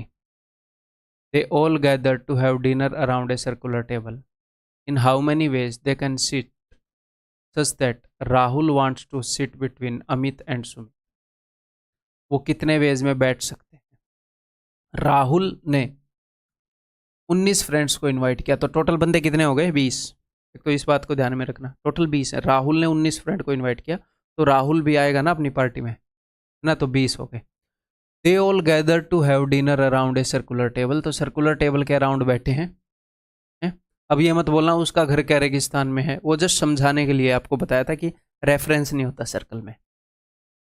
ठीक है, ये वही रूल लगेगा सर्कल में जो मैंने आपको बताया, रेफरेंस नहीं है, ये प्रॉब्लम है सर्कल में। तो पहले बंदे के पास चॉइस नहीं होती है, एक ही चॉइस होती है, फिर चॉइस आ जाती है, जितनी भी चेयर हैं फिर उतनी चॉइस कंसिडर की जाती है। In how many ways they can sit such that, एक कंडीशन लगाई है, Rahul wants to sit between Amit and Sumit. ये अमित और सुमित के बीच में ही बैठेगा राहुल, तो ठीक है, कोई दिक्कत नहीं है। मैंने सर्कुलर टेबल बना लिया। तो सबसे पहले हम क्या करते हैं इन क्वेश्चंस में, कंडीशन को सेटिस्फाई करते हैं। तो मान लो 20 जगह हैं ऐसे, तो राहुल, सबसे पहले राहुल को ही बिठा दो क्योंकि वो अमित और सुमित के बीच में बैठना चाह रहा है। अब मेरी बात को ध्यान से सुनो, सर्कल पे बैठने वाला पहला बंदा कौन है? सर राहुल है। तो पहले बंदे के पास कितनी चॉइस होंगी? एक। पहला बंदा कितने वेज में बैठ सकता है? एक। उसके पास कोई रेफरेंस ही नहीं है। अब राहुल बैठ गया एक जगह पर, राहुल के पास बैठने की कितनी चॉइस है? एक। अब राहुल बैठ गया, अब अमित और सुमित के पास कितने चॉइस हैं बैठने के? तो देखो, हो सकता है अमित यहां पर बैठ जाए, सुमित यहां पर बैठ जाए, या फिर अमित यहां पर बैठ जाए, सुमित यहां पर बैठ जाए। तो अमित और सुमित दोनों मिलकर कितने तरीकों में बैठ सकते हैं? 2। ऐसे मत कर देना, कई बच्चे ऐसे कर देते हैं, अमित बैठ सकता है 2 तरीकों में, सुमित बैठ सकता है 2 तरीकों में, तो उस हिसाब से अमित और सुमित 4 तरीकों में बैठ सकते हैं मिलाकर। उस हिसाब से अमित और सुमित की मिलाकर जो अरेंजमेंट है वो 4 हैं। 4 थोड़ी है यार, अमित और सुमित की इन दोनों के बैठने की टोटल अरेंजमेंट 2 ही हैं। अमित और सुमित को बैठाने का एक जो काम है ये 2 ही तरीकों में हो सकता है। अमित सुमित ऐसे बिठा दो, या सुमित अमित, या फिर अमित सुमित ऐसे बिठा दो। आप समझ गए? ए एस या एस ए ऐसे बिठा दो। अमित और सुमित दोनों मिलकर 2 ही तरीकों में बैठ सकते हैं। ठीक है जी। तो राहुल को बैठाने का काम एक तरीके में हो सकता है, अमित और सुमित को बैठाने का काम 2 तरीकों में हो सकता है। अब कितने बंदे बच गए पार्टी में? एक तो राहुल है, एक अमित है, एक सुमित है, 3 बंदे तो हो गए। 20 में से 3 गए, 17। 17 बंदे बच गए। तो अब कोई कंडीशन है? नहीं है सर। तो अगर कोई कंडीशन ही नहीं है तो 17 बंदे 17 फैक्टोरियल वेज में अरेंज हो सकते हैं। तो 2 into 17 factorial is the answer. Answer क्या है? 2 इंटू 17 फैक्टोरियल। ठीक है भाई, clear? Next, Rahul invited his 19 friends to his birthday party. They all gathered to have dinner around a circular table. ठीक है। In how many ways they can sit such that Salman and Vivek. अब ये सलमान और विवेक की लड़ाई है, आपको पता है, सलमान खान और विवेक ओबरॉय। तो अब ये तो इकट्ठे नहीं बैठेंगे, should not sit together. Rahul खास ख्याल रखेगा कि भैया ये इकट्ठे ना बैठे, पार्टी खराब कर देते हैं। ठीक, तो चलिए जी स्टार्ट करते हैं। 20 बंदे हैं, तो मैं क्या करूं? कंडीशन किस किस के ऊपर है? कंडीशन है कि सलमान और विवेक हैं, ये इकट्ठे ना बैठ जाएं, तो इनमें से पहले किसी एक बंदे को बिठाता हूं। मान लो सलमान को बिठा देता हूं। ठीक है, तो सलमान के पास बैठने की कितनी चॉइस है? ये एक सर्कुलर टेबल है, सर्कल में बैठना है, पहले बंदे के पास बैठने की। अब मैं यहाँ पर 20 निशान नहीं लगाऊंगा, ठीक है? ये मत सोचना कि इतने ही निशान लगाए, कई बच्चों को ये डाउट होता है। तो सलमान जो है उसके पास बैठने का एक ही तरीका होगा, क्योंकि सर्कल में पहले बंदे के पास बैठने का एक ही तरीका है, कोई रेफरेंस नहीं है। ठीक है, सलमान बैठ गया। अब मान लो सलमान यहाँ बैठ गया भाई। अब विवेक के पास क्या चॉइस है? विवेक एक तो यहाँ नहीं बैठेगा, एक यहाँ नहीं बैठेगा, और ऑफ कोर्स इसके इसी की चेयर पर तो बिल्कुल भी नहीं बैठेगा। कई बार बच्चे ये करते हैं, विवेक यहाँ नहीं बैठेगा, यहाँ नहीं बैठेगा, 20 में से 2 जगह नहीं बैठेगा। नहीं बेटा, जहाँ सलमान बैठा है वहाँ भी नहीं बैठेगा। फिर तो भले ही दोस्ती हो, फिर भी लड़ाई हो जाएगी। इनकी तो वैसे ही लड़ाई हो रखी है। तो विवेक 1 2 3, एक तो सलमान वाली चेयर पर नहीं बैठेगा और उसके आजू बाजू भी नहीं बैठेगा, तो इन 3 जगह पर विवेक नहीं बैठेगा। तो विवेक के पास बैठने की कितनी चॉइस है? 17। 20 टोटल सीट है, 20 फ्रेंड है, टोटल 17 जगह बैठ सकता है। हाँ जी। अब जिनके ऊपर कंडीशन लगी हुई थी उनके नंबर ऑफ वेज लिख दिए, लिख दिए। अब किसी के ऊपर कोई और कंडीशन है कि कौन कहाँ बैठेगा नहीं बैठेगा? नहीं। फिर तो 18 बंदे बचे हैं, 2 बंदे बैठा दिए, 18 बंदे हैं, 18 जगह हैं, 18 फैक्टोरियल वेज। अब ये मत बोलना सर ये 18 बंदे हैं और एक सर्कल है तो 17 फैक्टोरियल, नहीं। एक कम क्यों करते हैं? क्योंकि सर्कल में रेफरेंस नहीं होता, एक बंदे के बैठते ही रेफरेंस हो जाता है, फिर सर्कल रो की तरह ही हो जाता है। ठीक, तो 17 into 18 factorial is the answer. ठीक है भाई मेरे, आर वी गुड? ये देखो,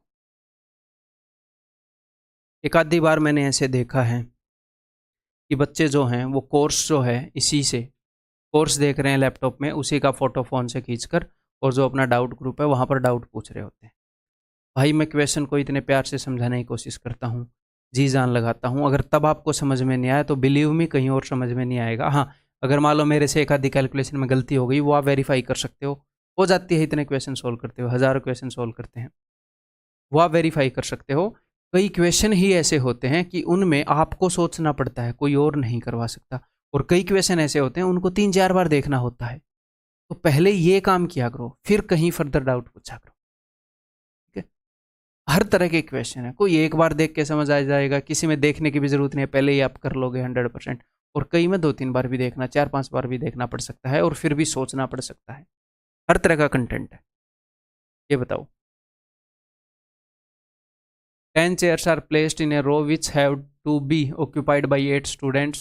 ठीक है, 10 चेयर एक रो में रखनी है, ठीक है, उसके अंदर 8 तो स्टूडेंट बैठेंगे और 2 टीचर बैठेंगे, एंड 2 टीचर्स। ठीक है, the 2 teacher decided not to sit together. ये 2 बंदे, 2 टीचर बोले हम इकट्ठे नहीं बैठेंगे, ताकि ज़्यादा से ज़्यादा ज्ञान बांट सकें, दूर दूर बैठेंगे, ज़्यादा से ज़्यादा बच्चों से इंटरेक्ट कर सकें। ठीक है, हमेशा ये थोड़ी एक लड़ाई हो रही है। If there are n such arrangements of occupying the seats, कि सीट्स को ऑक्यूपाई करने के एन तरीके हैं, इन कंडीशंस में एग्जामिनर क्या बोल रहा है कि सीट्स को ऑक्यूपाई करने के एन तरीके हैं, then what is the sum of digits of n. तो ये आपसे पूछना चाह रहा है कि टोटल तरीके कितने हैं सीट्स को ऑक्यूपाई करने के, फिर उसका सम ऑफ डिजिट बताओ, तो निकाल लेंगे। और ये पूछा गया क्वेश्चन है, देखो एसएससी ने ही एग्जाम कंडक्ट किया। क्लियर करें, तो सबसे पहले कंडीशंस को सेटिस्फाई करेंगे भाई। तो 10 चेयर है, मैं लिख लेता हूँ, 1 2 3 4 5 6 7 8 9 10। ओके जी, अब मेरी बात ध्यान से सुनो। 2 टीचर हैं, पहले टीचर्स को बिठाते हैं। इस क्वेश्चन में केस बनेंगे वैसे, बट केस बनेंगे कि नहीं बनेंगे आपको कैसे पता चलेगा? पता चलेगा, देखना।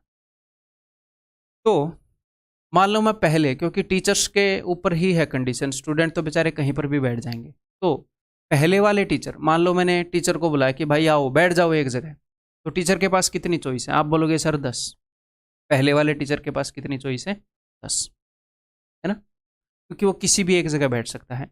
अब दूसरे टीचर के पास कितनी चॉइस है? क्योंकि मान लो पहले वाला टीचर यहाँ बैठ गया, तो दूसरे वाला टीचर यहाँ पर नहीं बैठ सकता, क्योंकि साथ में नहीं बैठना, यहाँ पर तो ऑफकोर्स नहीं बैठ सकता। ठीक है, 1 2 3 4 5 6 7 8, तो इसके पास 8 चॉइस है। लेकिन फिर मैं आपको बोलूँगा कि ठहरो, जैसे शक्तिमान बोलता था ना, बचपन में देखते थे कि ठहरो। तो मान लो ये जो पहले वाला टीचर है ये यहाँ बैठ गया होता, तो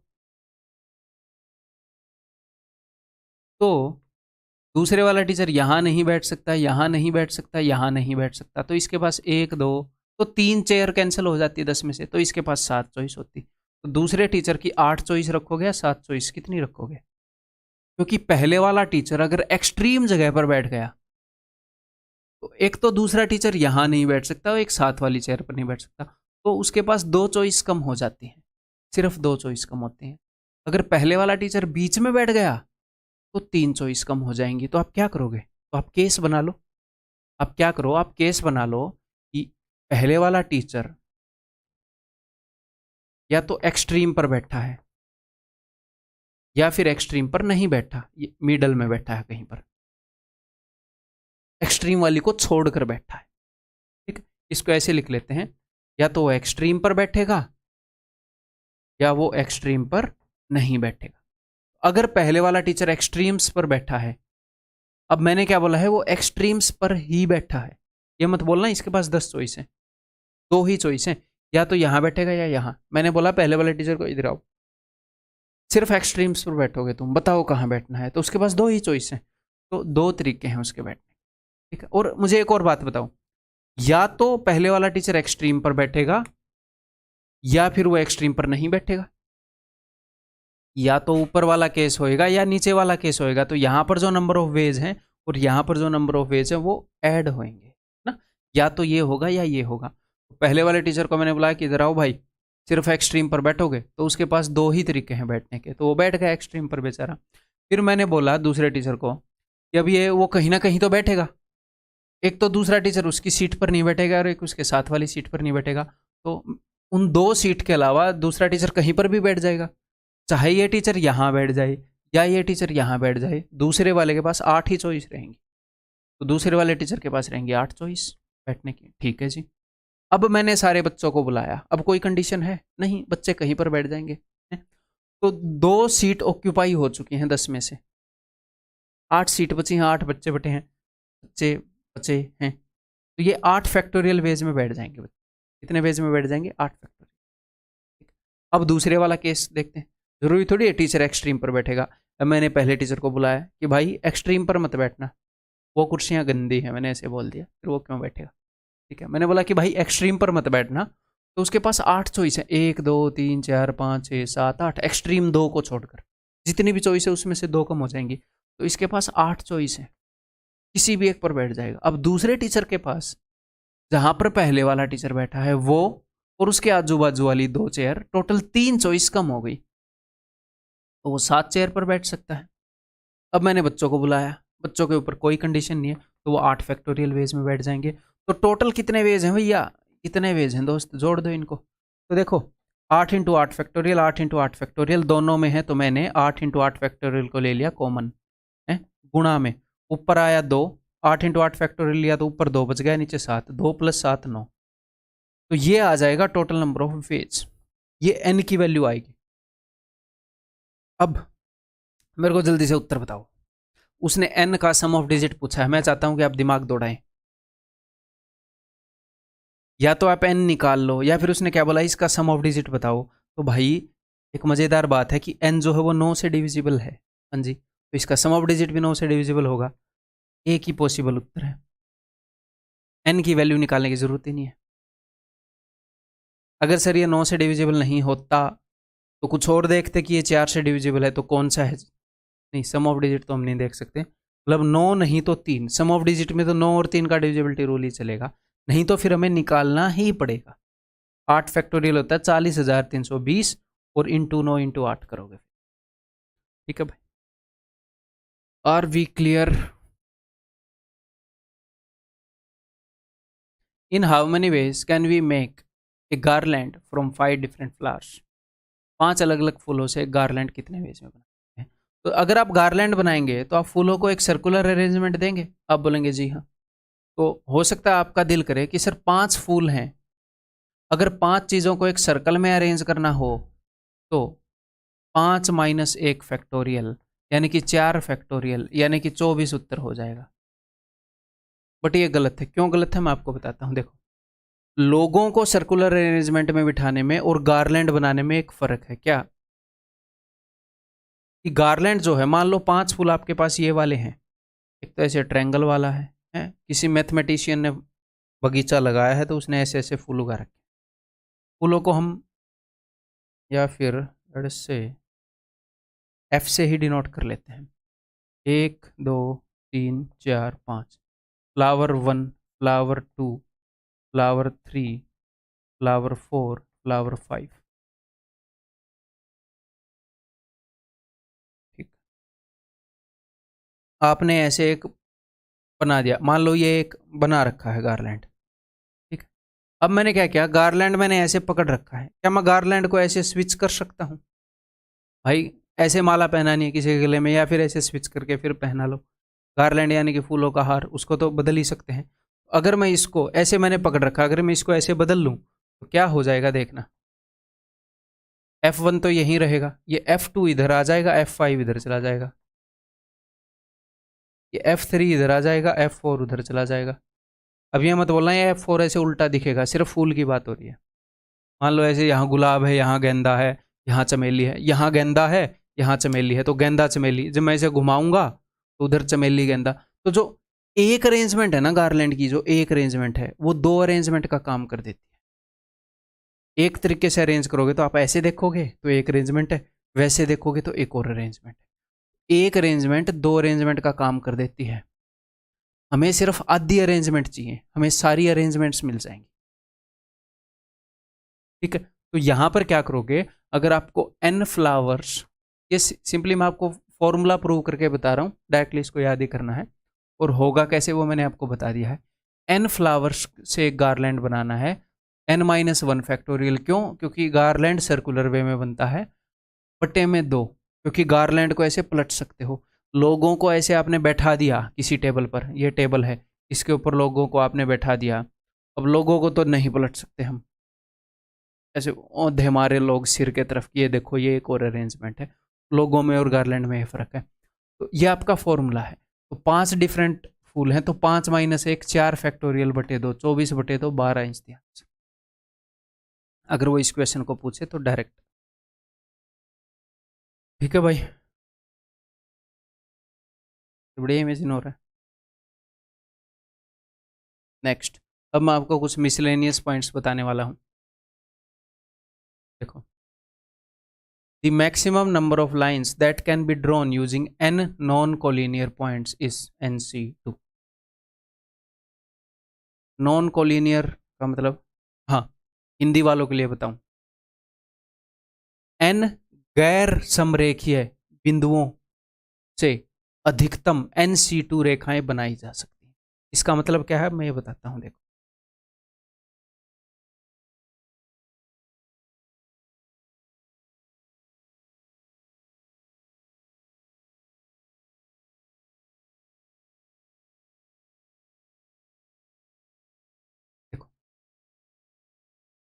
नॉन कोलिनियर का क्या मतलब है, मान लो मेरे पास ये 3 पॉइंट है, इनसे कितनी लाइनें ड्रॉ की जा सकती हैं सर?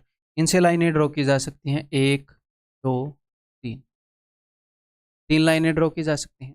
ठीक है, लेकिन अगर मैं इन्हीं 3 पॉइंटों को कोलिनियर बोल दूं, कोलिनियर यानी कि एक ही लाइन में ही है, इनसे कितनी लाइनें ड्रॉ की जा सकती हैं? मान लो यहाँ पर ये पॉइंट थे A1 A2 और A3, तो आपने एक लाइन खींची A1 A2 से, एक लाइन खींची A2 A3 से, एक लाइन खींची A1 A3 से, यहाँ पर ये है A1 A2 A3, एक ही लाइन खींचेगी।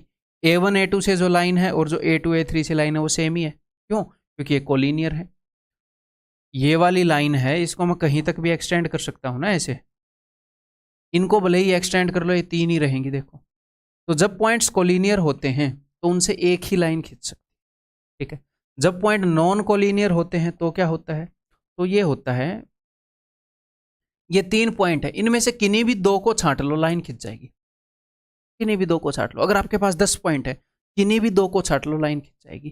तो कितनी लाइनें खिंच सकती है, तो हम ये देखेंगे कि 3 पॉइंट में से 2 पॉइंट को छांटने के कितने तरीके हैं, छांटने के, सिलेक्ट करने के। क्यों? क्योंकि मैंने A1 A2 को छांटा तो एक लाइन खींची, या फिर A2 A1 को छांटा तो एक लाइन खींची, अलग अलग थोड़ी है। ये मैटर नहीं करता ना कि A1 A2 या A2 A1, इन लाइनों को हम एक ही कंसिडर करेंगे, 3 ही लाइनें मानेंगे इनको। इसीलिए सिलेक्शन ना कि परमुटेशन, P नहीं C यूज होगा, क्योंकि सिर्फ सिलेक्शन मैटर करता, ऑर्डर मैटर ही नहीं कर रहा। ठीक है, तो 3 पॉइंटों से कितनी लाइनें खींची जा सकती हैं, तो हम देखेंगे कि कितने तरीके से हम 2 पॉइंट छांट सकते हैं 3 में से। 3C2, अब 3C2 क्या होता है, 3 फैक्टर, 2 टर्म तक जाऊंगा, 3 इंटू 2, 2 टर्म तक, नीचे 2 लिखा और नीचे 2 फैक्टोरियल, 2 फैक्टोरियल 2 ही होता है। 3 तरीके, देखो 3 लाइनें आ गई। ठीक है, ऐसे ही अगर आपने 10 पॉइंटों से लाइन खींची है, 10 पॉइंटों से, 10 नॉन कोलिनियर पॉइंटों से कितनी रेखाएं खींची जा सकती हैं, 10C2। जितने तरीके से मैं 2 पॉइंटों को छाट सकता हूँ, 2 पॉइंटों को छाटते ही उनके थ्रू एक लाइन खींच सकता हूँ मैं। तो जितने तरीके में मैं 2 पॉइंटों को छाट सकता हूँ उतनी ही लाइनें खींची जा सकती हैं। तो 10c2, 10 पॉइंट में से 2 पॉइंटों को कितने तरीके से छाट सकता हूँ? 10c2, that is your answer. तो नीचे 2 लिखा है तो 2 टर्म तक जाऊंगा, और नीचे 2 फैक्टोरियल, 2 फैक्टोरियल तो होता ही 2 है, 2 5 10, 45 लाइनें खींची जा सकती हैं 10 पॉइंटों से। ऐसे ही अगर आपके पास n पॉइंट हैं नॉन कोलिनियर, तो मैक्सिमम उनमें से nc2 लाइनें खींची जा सकती हैं। क्लियर है भाई? इसको लिख लेंगे आप। अब the maximum number of lines that can be drawn using n points out of r points, out of which r points are collinear. तो हुआ क्या? टोटल n पॉइंट है, उसमें से r पॉइंट कोलिनियर है, तो टोटल कितनी लाइनें खींचेंगी अभी बता देते हैं। देखो, मान लो 1 2 3 4 5, ये 5 पॉइंट है, और इसमें से 1 2 3, ये 3 पॉइंट मैंने कोलिनियर बना दिए। ठीक है, ये 3 पॉइंट मैंने कोलिनियर बना दिए। ठीक, अब मेरी बात को ध्यान से सुन लीजिएगा। टोटल ये पॉइंट कितने बनाए मैंने? 8 पॉइंट बनाए, और 3 कोलिनियर है, इसमें से 3 कोलिनियर है, तो कितनी रेखाएं खींची जा सकती हैं? अब मेरी बात ध्यान से सुनो, 8 पॉइंट है टोटल, 2 पॉइंट्स को कितने तरीकों में छांटा जा सकता है? उतनी रेखाएं हो सकती हैं। अगर 10 पॉइंट है, एक बार कोलिनियर को भूल जाओ, अगर 10 पॉइंट है, आपको लाइन खींचनी है, तो जितने तरीके से 2 पॉइंट को छाट सकते हैं उतनी ही लाइनें हो सकती हैं। 8 पॉइंट हैं तो 8c2, इतने तरीके में हम कोई भी 2 पॉइंट छाट सकते हैं, तो इतनी लाइनें खींची जानी चाहिए। बिल्कुल सही आंसर है। लेकिन जब जब मैंने इन 3 पॉइंटों में से, इन 3 पॉइंटों में से 2 पॉइंट को छाटा, इन 2 को छाटा, इन 2 को छाटा, या इन 2 को छाटा, उसको मैं अलग ले लेता हूं कि इन 3 पॉइंटों में से 2 पॉइंट को छाटने के कितने तरीके हैं? 3c2, मैंने उसको घटा दिया। फिर मैंने +1 किया। सर ये +1 क्यों किया? मैंने 3 पॉइंटों में से 2 पॉइंटों को कितने तरीकों से छाटा जा सकता है वो घटा दिया। यहां से कितने तरीकों से हम 2 पॉइंटों को छाट सकते हैं, उन सारे तरीकों को घटा दो। इन 3 पॉइंटों से बनी हुई लाइन जितनी भी बन सकती हैं घटा दो। मैंने घटा दी, क्योंकि यहां पर फॉर्मूले के अकॉर्डिंग 1 2 3 3c2, 3 लाइनें बोली होंगी हमारे फॉर्मूले ने, इसके अंदर 3 लाइनें भी इंक्लूड हो गई होंगी जो इन 3 पॉइंटों से बनी।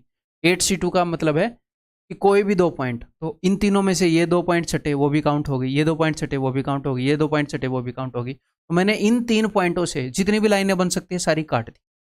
लेकिन एटलीस्ट एक +1 करना पड़ेगा। क्यों? क्योंकि इन 3 पॉइंटों से एटलीस्ट एक लाइन तो बनी रही है ना। ये एक जो कोलिनियर पॉइंट होते हैं उनसे एक लाइन तो बनती ही है, और एक ही बनती है। तो कितने तरीकों में हम 2 पॉइंटों को छाट सकते हैं वो मैंने लिखा। फिर मैंने उसमें से घटाया कि कितने तरीकों में हम इन 3 पॉइंटों में से 2 पॉइंट को छाट सकते हैं, वो सारे तरीके घटा दिए, क्योंकि यहां से अलग अलग लाइनें नहीं बनेंगी। लेकिन फिर सारी लाइनें ही घट गई, इन 3 पॉइंटों से जितने भी लाइनें बनाई वो सारी घट गई। फिर मैंने +1 कर दिया, एक लाइन तो जुड़े कम से कम। ये उत्तर हो जाए, तो दिस विल बी योर उत्तर। ऐसे ही NC2 आप देखोगे कि कितने तरीकों में हम 2 पॉइंट छाट सकते हैं n लाइनों में से। फिर आप घटाओगे, जो कोलिनियर पॉइंट है उनमें से 2 पॉइंट कितने तरीकों में छाटे जा सकते हैं। फिर आप एक जोड़ोगे कि एटलीस्ट एक लाइन तो वहां से बनेगी। आपने तो सारी ही घटा दी, इन कोलिनियर पॉइंट से जितनी लाइन बनी थी सारी ही घटा दी, एटलीस्ट एक तो बनेगी ना, वो एक जोड़ो। अब next, the maximum number of triangles that can be formed using n non collinear points is NC3। तो अगर n नॉन कोलिनियर पॉइंट है तो उनसे 3 ट्रायंगल, उनसे कितनी ट्रायंगल बन सकती है मैक्सिमम? तो भैया ट्रायंगल बनाने, लाइन बनाने के लिए 2 पॉइंट चाहिए। जितने तरीके से 2 पॉइंट छाटोगे उतनी ही लाइन बन जाएगी। ट्रायंगल बनाने के लिए क्या चाहिए? 3 पॉइंट चाहिए। जितने तरीके से 3 पॉइंट छाटोगे ट्रायंगल बन जाएगी। दुनिया के कोई भी 3 पॉइंट ले लो, ट्रायंगल बन जाएगी। बस एक शर्त है, क्या? वो तीनों पॉइंट कोलिनियर ना हो, फिर ट्रायंगल नहीं बननी। कोलिनियर पॉइंट से नहीं बनती, अदरवाइज दुनिया के कोई भी 3 पॉइंट लो, ट्रायंगल बनी पड़ी है। ठीक है, तो इसने नॉन कोलिनियर बोला है, non collinear, n non collinear point, NC3 triangle बन सकती है जितने तरीके में हम 3 पॉइंटों को छाट सकते हैं n में से। ठीक है, अब नेक्स्ट उसने क्या बोला है?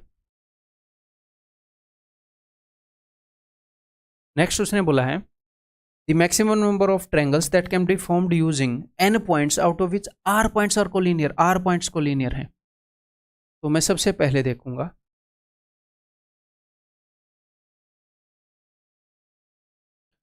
ऐसे टक टक टक टक टक टक टक ऐसे पॉइंट हैं, कोई भी पॉइंट इनमें कोलिनियर नहीं है, बन गया हो तो इग्नोर करना, ठीक है।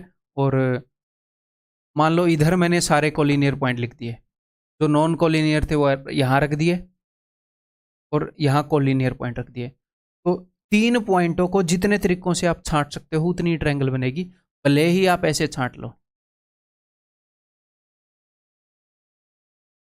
भले ही आप ऐसे छांट लो, 1-2 पॉइंट यहाँ से, एक यहाँ से, बन जाएगी ट्रायंगल। बस तीनों पॉइंट कोलिनियर नहीं होने चाहिए, भले ही आप ऐसे छांट लो कि 2 पॉइंट यहाँ से, 1 पॉइंट यहाँ से, बन जाएगी ट्रायंगल, ठीक। तो कितनी ट्रायंगल बन सकती है मैं देखूंगा कि टोटल पॉइंट तो n है, n पॉइंटों में से 3 पॉइंट को कितने तरीकों में छांट सकते हैं, nc3, टोटल इतनी ट्रायंगल बनेंगी। फिर मुझे ध्यान आया कि भाई r पॉइंट कोलिनियर है, यानी कि कुछ पॉइंट कोलिनियर है यहां पर। तो जो पॉइंट कोलिनियर हैं, हमारे फॉर्मूले ने तो ये कैलकुलेट कर लिया होगा कि सारे पॉइंटों में से 3 पॉइंट छांटने के कितने तरीके हैं। उसने इन कोलिनियर पॉइंटों में से जब 3 पॉइंट छाटे होंगे तो यहां पर तो ट्रायंगल बनी ही नहीं। जब ये और ये छाटा, यहां पर तो ट्रायंगल बनी ही नहीं। तो हमारे फॉर्मूले में तो सारे कॉम्बिनेशन काउंट हो गए ना, टोटल n पॉइंट में से 3 पॉइंट कितने तरीकों से छाटे जा सकते हैं। तो जो r पॉइंट हैं, तो फिर हमने क्या देखा कि जो कोलिनियर पॉइंट है इनमें से, ये जो पॉइंट है इनमें से 3 पॉइंट छांटने के कितने तरीके हैं, rc3, उसको घटाया क्योंकि वो भी काउंट हो गए। इनमें से अगर कोई भी 3 पॉइंट छाटे गए हैं तो ट्रायंगल नहीं बनी होगी, ठीक है सर। फिर सर आपने यहाँ पर +1 क्यों नहीं किया, उसमें किया था, क्यों? क्योंकि जब पॉइंट कोलिनियर होते हैं तो लाइन तो एटलीस्ट एक खींची जाती है, लेकिन ट्रायंगल एक भी नहीं बनती, ट्रायंगल एक भी नहीं बनती कोलिनियर है। तो जितने भी सिलेक्शन पॉसिबल हैं, इनमें से जितने भी 3 पॉइंट छांटने के सिलेक्शन है सारे घटाने पड़ते हैं। तो -rc3। Next, the maximum number of intersection points formed by drawing n lines is nc2। n line draw करके मैक्सिमम नंबर ऑफ इंटरसेक्शन कितने हो सकते हैं, दैट इज nc, जो लाइनों के जो इंटरसेक्शन है। और यहां पर वो है, ये लाइनें जो हैं ये नॉन पैरेलल हैं, ये क्या बोलते हैं, नॉन कोइंसिडेंटल लाइनें नहीं हैं। नहीं तो क्या होएगा, आप 2 लाइनों को एक दूसरे के ऊपर रखोगे और इनफाइनाइट इंटरसेक्शन पॉइंट बना दोगे। एक दूसरे के ऊपर पड़ी रेखाएं नहीं है, संपाती रेखाएं नहीं, ठीक है। इस पॉइंट को ध्यान में रखो। तो क्या है, maximum number of intersection points by drawing n lines, अपने पास n लाइनें हैं। तो एक इंटरसेक्शन पॉइंट बनाने के लिए कोई भी 2 लाइन ले आओ जो कि पैरेलल ना हो और जो कि कोइंसिडेंट ना हो। यहां पर जो लाइनें हैं ना वो पैरेलल हैं ना वो कोइंसिडेंट है, ठीक है। तो किन्हीं भी 2 लाइनों को आप लोगे, भले ही वो आप बोलोगे सर ये वाली लाइन है, ये आगे जाकर मिल जाएंगी, वो पैरेलल नहीं है और कोइंसिडेंटल नहीं है, फिर वो कहीं ना कहीं इंटरसेक्ट करेंगी। 3 ही तरह की लाइन है धरती पर, या तो इंटरसेक्ट करेंगी, या पैरेलल होंगी, या फिर भयंकर इंटरसेक्ट करेंगे, एक दूसरे के ऊपर पड़ी रहेंगी। या तो एक पॉइंट पर इंटरसेक्शन होगा, या 0 पॉइंट पर इंटरसेक्शन होगा, या इनफाइनाइट पॉइंट पर इंटरसेक्शन होगा। मैं बात कर रहा हूँ इस टाइप वाले, ठीक है। क्वेश्चन ऐसा ही देगा वो, ठीक है। तो एक इंटरसेक्शन पॉइंट पाने के लिए आपको 2 लाइनों की जरूरत है। अब तीसरी लाइन भी यहीं से पास हो सकती है, इसीलिए वहां पर मैंने वर्ड यूज किया है मैक्सिमम। ये जो 3 लाइनें हैं ये ऐसी हो, ठीक। कॉनकरेंट लाइनें नहीं हैं, एक पॉइंट से पास होने वाली लाइनें नहीं, समझ में आ गई। तो किन्हीं भी 2 लाइन को छाटोगे तो एक इंटरसेक्शन पॉइंट आ जाएगा, किन्हीं भी 2 लाइन को छाटोगे तो एक इंटरसेक्शन पॉइंट आ जाएगा। तो कितने तरीके से हम 2 लाइनें छाट सकते हैं n लाइनों में से, nc2। सर क्या इस तरह के क्वेश्चन आते हैं, एक आधी बार देखे गए हैं, तो परमुटेशन एंड कॉम्बिनेशन को अच्छे से करवा दूं ना। अब मान लो यही क्वेश्चन आपके एग्जाम में आ जाए तो, और बाकी सारे परमुटेशन कॉम्बिनेशन से ना आए, तो बाकी सारा तो खराब गया ना, अगर हमने ये नहीं किया तो। एग्जाम के लेवल का अपना सारा कराऊंगा, इरिलेवेंट नहीं कराऊंगा, टेंशन मत लो, सारा कराऊंगा एग्जाम के लेवल का। आ रहे हैं इसलिए करवा रहा हूं। The maximum number of intersection points formed by drawing n circles, n circle बनाकर इंटरसेक्शन पॉइंट कितने हो सकते हैं मैक्सिमम? तो देखो भाई, इंटरसेक्ट करने को तो सर्कल हो सकता है 0 पॉइंट पर इंटरसेक्ट करें या फिर एक दूसरे को टच करें। यहाँ पर 0 पॉइंट पर इंटरसेक्शन हुआ है, यहाँ पर एक पॉइंट पर, लेकिन यहाँ पर एक वर्ड यूज हुआ है मैक्सिमम नंबर ऑफ इंटरसेक्शंस। तो सर्कल्स मैक्सिमम 2 पॉइंट पर इंटरसेक्ट कर सकते हैं। कोई भी 2 सर्कल आप उठाओगे मैक्सिमम वो 2 पॉइंट पर इंटरसेक्ट कर सकते हैं। तो एग्जामिनर क्या बोलता है कि 10 सर्कल हैं, वो मैक्सिमम कितने पॉइंट पर इंटरसेक्ट कर सकते हैं, ऐसे बोलता है। तो 2 सर्कल 2 पॉइंट पर इंटरसेक्ट कर सकते हैं। तो किन्हीं भी 2 सर्कल, अब 2 सर्कल इंटरसेक्ट कर रहे हैं तो n सर्कल में से कोई भी 2 सर्कल छांटने के कितने तरीके हैं? NC2, n सर्कल हैं, उनमें से कोई भी 2 सर्कल छांटने के कितने तरीके? NC2। इतने तरीकों में सर्कल इंटरसेक्ट कर सकते हैं कि ये दोनों कर रहे हैं, ये दोनों इंटरसेक्ट कर रहे हैं, ये दोनों इंटरसेक्ट कर रहे हैं, ठीक है। और हर एक इंटरसेक्शन पर 2 इंटरसेक्शन पॉइंट मिल रहे हैं। जब भी 2 सर्कल इंटरसेक्ट कर रहे हैं तो वो 2 पॉइंट पर इंटरसेक्ट कर रहे हैं। तो ये टोटल इंटरसेक्शन पॉइंट्स होंगे जितने पॉइंट्स पर वो इंटरसेक्ट कर सकते हैं, the maximum number of intersection points. ठीक है मेरे भाई, क्लियर है? तो इस लेक्चर के अंदर इतना ही। इसके बाद हम अगले जो क्वेश्चन है वो स्टार्ट, या फिर एक आधे क्वेश्चन कर लेते हैं ना, हाँ, जो इन्हीं पॉइंट से रिलेवेंट है। 3-4 क्वेश्चन जो डायरेक्टली इनके ऊपर बेस्ड हैं वो कर लेते हैं। देखो, how many chords can be drawn through 21 points on a circle. तो देखो एग्जामिनर ने क्या किया है, एग्जामिनर ने एक सर्कल के ऊपर 21 पॉइंट आपको दे दिए, 21 पॉइंट दे दिए। 21 पॉइंटों से कितनी कोर्ड्स ड्रॉ की जा सकती हैं? कोई भी कोर्ड ड्रॉ करने के लिए आपको सिर्फ 2 पॉइंट छांटने हैं, टक। कोई भी कोर्ड ड्रॉ करने के लिए कोई भी 2 पॉइंट छांटोगे ना, एक कोर्ड बन जाएगी। कोई भी 2 पॉइंट छांट लो, एक कोर्ड बन जाएगी, ठीक। तो कोर्ड बना लो या लाइन बना लो, ठीक है। 21 पॉइंटों में से कोई भी 2 पॉइंट छांटोगे तो कोर्ड बन जाएगी। लेकिन आपके मन में एक डाउट आएगा, सर उसने ये नहीं बताया कि कोलिनियर है, नॉन कोलिनियर है। तो अगर आप सर्कल के ऊपर एक पॉइंट लोगे ना, सर्कल के ऊपर पॉइंट लोगे, तो कोई भी 3 पॉइंट कोलिनियर हो ही नहीं सकते, समरेखीय हो ही नहीं सकते। किन्हीं भी 3 सर्कल के ऊपर किन्हीं भी 3 पॉइंट को पकड़ लो, उनसे एक ट्रायंगल बनेगी ही बनेगी। किन्हीं भी 3 पॉइंट को पकड़ लो, है ना। सर्कल ऐसे घुमावदार है ना, एक रेखा पर हो ही नहीं सकते। 3 पॉइंट की मैं बात कर रहा हूं, 2 तो हो सकते हैं ऐसे ही, हो तो गए ये दोनों एक रेखा पर, 3 नहीं हो सकते। तो जब वो सर्कल के ऊपर पॉइंट बताता है ना एग्जामिनर, तो उसको बताने की जरूरत भी नहीं पड़ती कि ये कोलिनियर है कि नहीं। वो होते ही नहीं है कोलिनियर, वो नॉन कोलिनियर है, गैर समरेखीय है, ठीक है। तो 21 नॉन कोलिनियर पॉइंट है। कितने तरीकों से आप लाइनें, कितनी लाइनें बना सकते हो आप, कितनी कोर्ड्स बना सकते हो? तो मैं किन्हीं भी 2 पॉइंट को छांट लूंगा, एक कोर्ड बन जाएगी इन 21 में से। तो कितने तरीके से मैं 21 पॉइंट में से 2 पॉइंट छांट सकता हूं?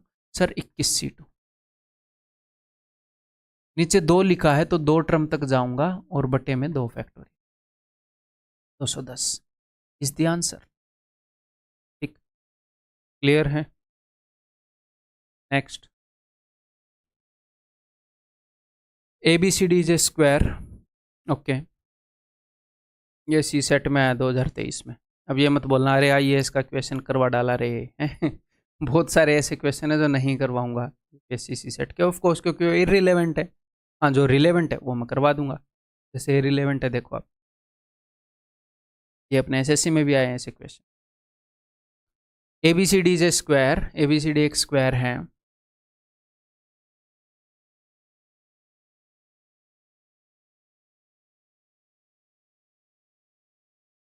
One point on each of AB and CD। AB के ऊपर एक पॉइंट है और CD के ऊपर एक पॉइंट है, okay. And 2 distinct point on each of BC and DA are chosen. BC के ऊपर 2 पॉइंट चूज किए और DA के ऊपर 2 point choose. How many distinct triangles can be drawn using any 3 points as vertices out of these 6 points. वो क्या बोल रहे हैं, ये जो 6 पॉइंट हैं, 1 2 3 4 5 6, इन 6 पॉइंट से कितनी अलग अलग ट्रायंगल बनाई जा सकती है? तो यहाँ पर कोई भी 3 पॉइंट कोलिनियर है कि नहीं, पहले तो ये बताओ। नहीं है। ये 2 पॉइंट कोलिनियर है। अब तीसरा पॉइंट इनकी लाइन में तो कोई नहीं है ना। कोलिनियर पॉइंट क्या होंगे? जो एक रेखा पर है। इस रेखा पर तो 2 ही पॉइंट लिए उसने, इन 6 पॉइंट में से 2 ही पॉइंट हैं इस रेखा पर भी 2 ही हैं, इस पर 1 है, इस पर 1 है। जब 3 पॉइंट कोलिनियर हो जाते हैं तो गड़बड़ बनती है। 2 पॉइंट तो हमेशा ही कोलिनियर रहते हैं दोस्त। दुनिया के हर 2 पॉइंट कोलिनियर हैं क्योंकि एक लाइन उनमें से पास हो सकती है, ठीक है। तो कोलिनियर पॉइंट तो उसने लिए नहीं है। तो कुल मिलाकर क्वेश्चन ये रह गया, ये जो 6 पॉइंट हैं इनमें से हम कोई भी 3 पॉइंट उठाएंगे, कितनी ट्रायंगल बना सकते हैं इन 6 पॉइंट को एज ए वर्टिसेस यूज। तो अगर इनमें से हम कोई भी 3 पॉइंट उठाएंगे तो ट्रायंगल बन जाएगी, कोई भी 3। तो कितने तरीकों में हम कोई भी 3 पॉइंट उठा सकते हैं? तो सिलेक्ट करने हैं, अरेंज तो नहीं करने। पहले ये उठाया था फिर ये, अब तो ये ट्रायंगल बनी। अगर पहले ये फिर ये और फिर ये उठाया होता तो अलग ट्रायंगल बनती नहीं। तो सिलेक्शन, तो 6 पॉइंट में से 3 पॉइंट कितने वेज में चूज कर सकते हो? 6C3। नीचे 3 है तो 3 टर्म तक जाओगे, 6 × 5 × 4, और नीचे आप लिखोगे 3 फैक्टोरियल जो कि होता है 6। तो 20 ट्रायंगल्स बनाई जा सकती है, ठीक है भाई। Next, there is a polygon of 11 sides, how many triangles can be drawn by only using the vertices? अब ये देखो किसका क्वेश्चन है? CHSL का क्वेश्चन है, शिफ्ट डेट सब लिखा है। तो एक भी चीज आपको पढ़ाऊंगा ना वो कभी भी नुकसान नहीं कर सकती, फायदे की होगी तो ही पढ़ाऊंगा, और फायदे की पढ़ाने के लिए कितनी भी हद तक जाना पड़े जाऊंगा, ठीक है। तो ये आप 100% विश्वास कर सकते हो कि मेरे साथ बिताया गया एक एक सेकंड आपके लिए कीमती है। कभी भी आपके टाइम के साथ मैं खिलवाड़ नहीं करूँगा। क्यों करूँगा भाई?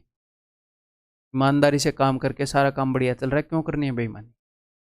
और थोड़ा काम चाहे कम ही चल जाए बिना बेईमानी के तो कम चला लेंगे थोड़ा सा, बेईमानी क्यों करनी है? क्यों बेचना अपने ज़मीर को? There is a polygon of 11 sides. How many triangles can be drawn by only using the vertices of the polygon? अगर 11 साइड हैं तो वर्टिसेस कितने होंगे? तो 11 ही वर्टिसेस होंगे।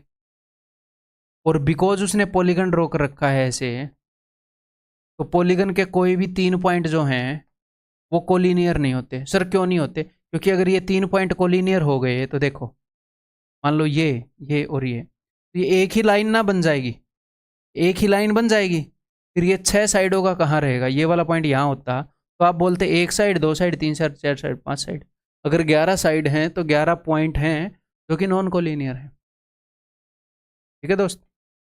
तो 11 नॉन कोलिनियर पॉइंट है और ये एग्जामिनर पूछ रहा है कि कितनी ट्रायंगल बनाई जा सकती है उनसे। 11C3, 11C3, 3 तक जाएंगे, 11, 10 और 9, और नीचे होएगा जी 3 फैक्टोरियल जो कि होता है 6। 3 × 9, 2 × 5 = 10, 5 × 15 × 11 165, ठीक। तो इस लेक्चर के अंदर इतना ही, बाकी नेक्स्ट कंसेप्ट जो है हम अगले लेक्चर के अंदर स्टार्ट करेंगे, ठीक है। तो इन क्वेश्चंस को फिर से रिवाइज कर लेना, किसी के अंदर कोई डाउट हो तो हमेशा लेक्चर के बाद क्या किया करो, एक बार फिर से जो अपनी PDF है उसके ऊपर नज़र मारा करो, जो अपनी बोर्ड की वो मिलती है PPT उसके ऊपर भी नज़र मार लिया करो, और जो अपनी PDF है उसके क्वेश्चंस को भी एक बार तुरंत फिर से किया करो, तुरंत आपका एक बार फिर से हो जाएगा, तुरंत ही कर लिया करो। आप भले ही थके हुए हो एक बार गुजर जाया करो उसमें से, ठीक है। क्योंकि बहुत ज़्यादा क्वेश्चन तो एक लेक्चर में हम कर नहीं पाते, कम ही कर पाते हैं। तो अपनी जो PDF होती है प्रिंटेबल उसमें से तुरंत निकल गई है, तो PPT है उसमें से निकल गए, कंसेप्ट मोटा मोटा फिर से टच हो गया, काम हो जाएगा, फिर अपना अगला लेक्चर देख।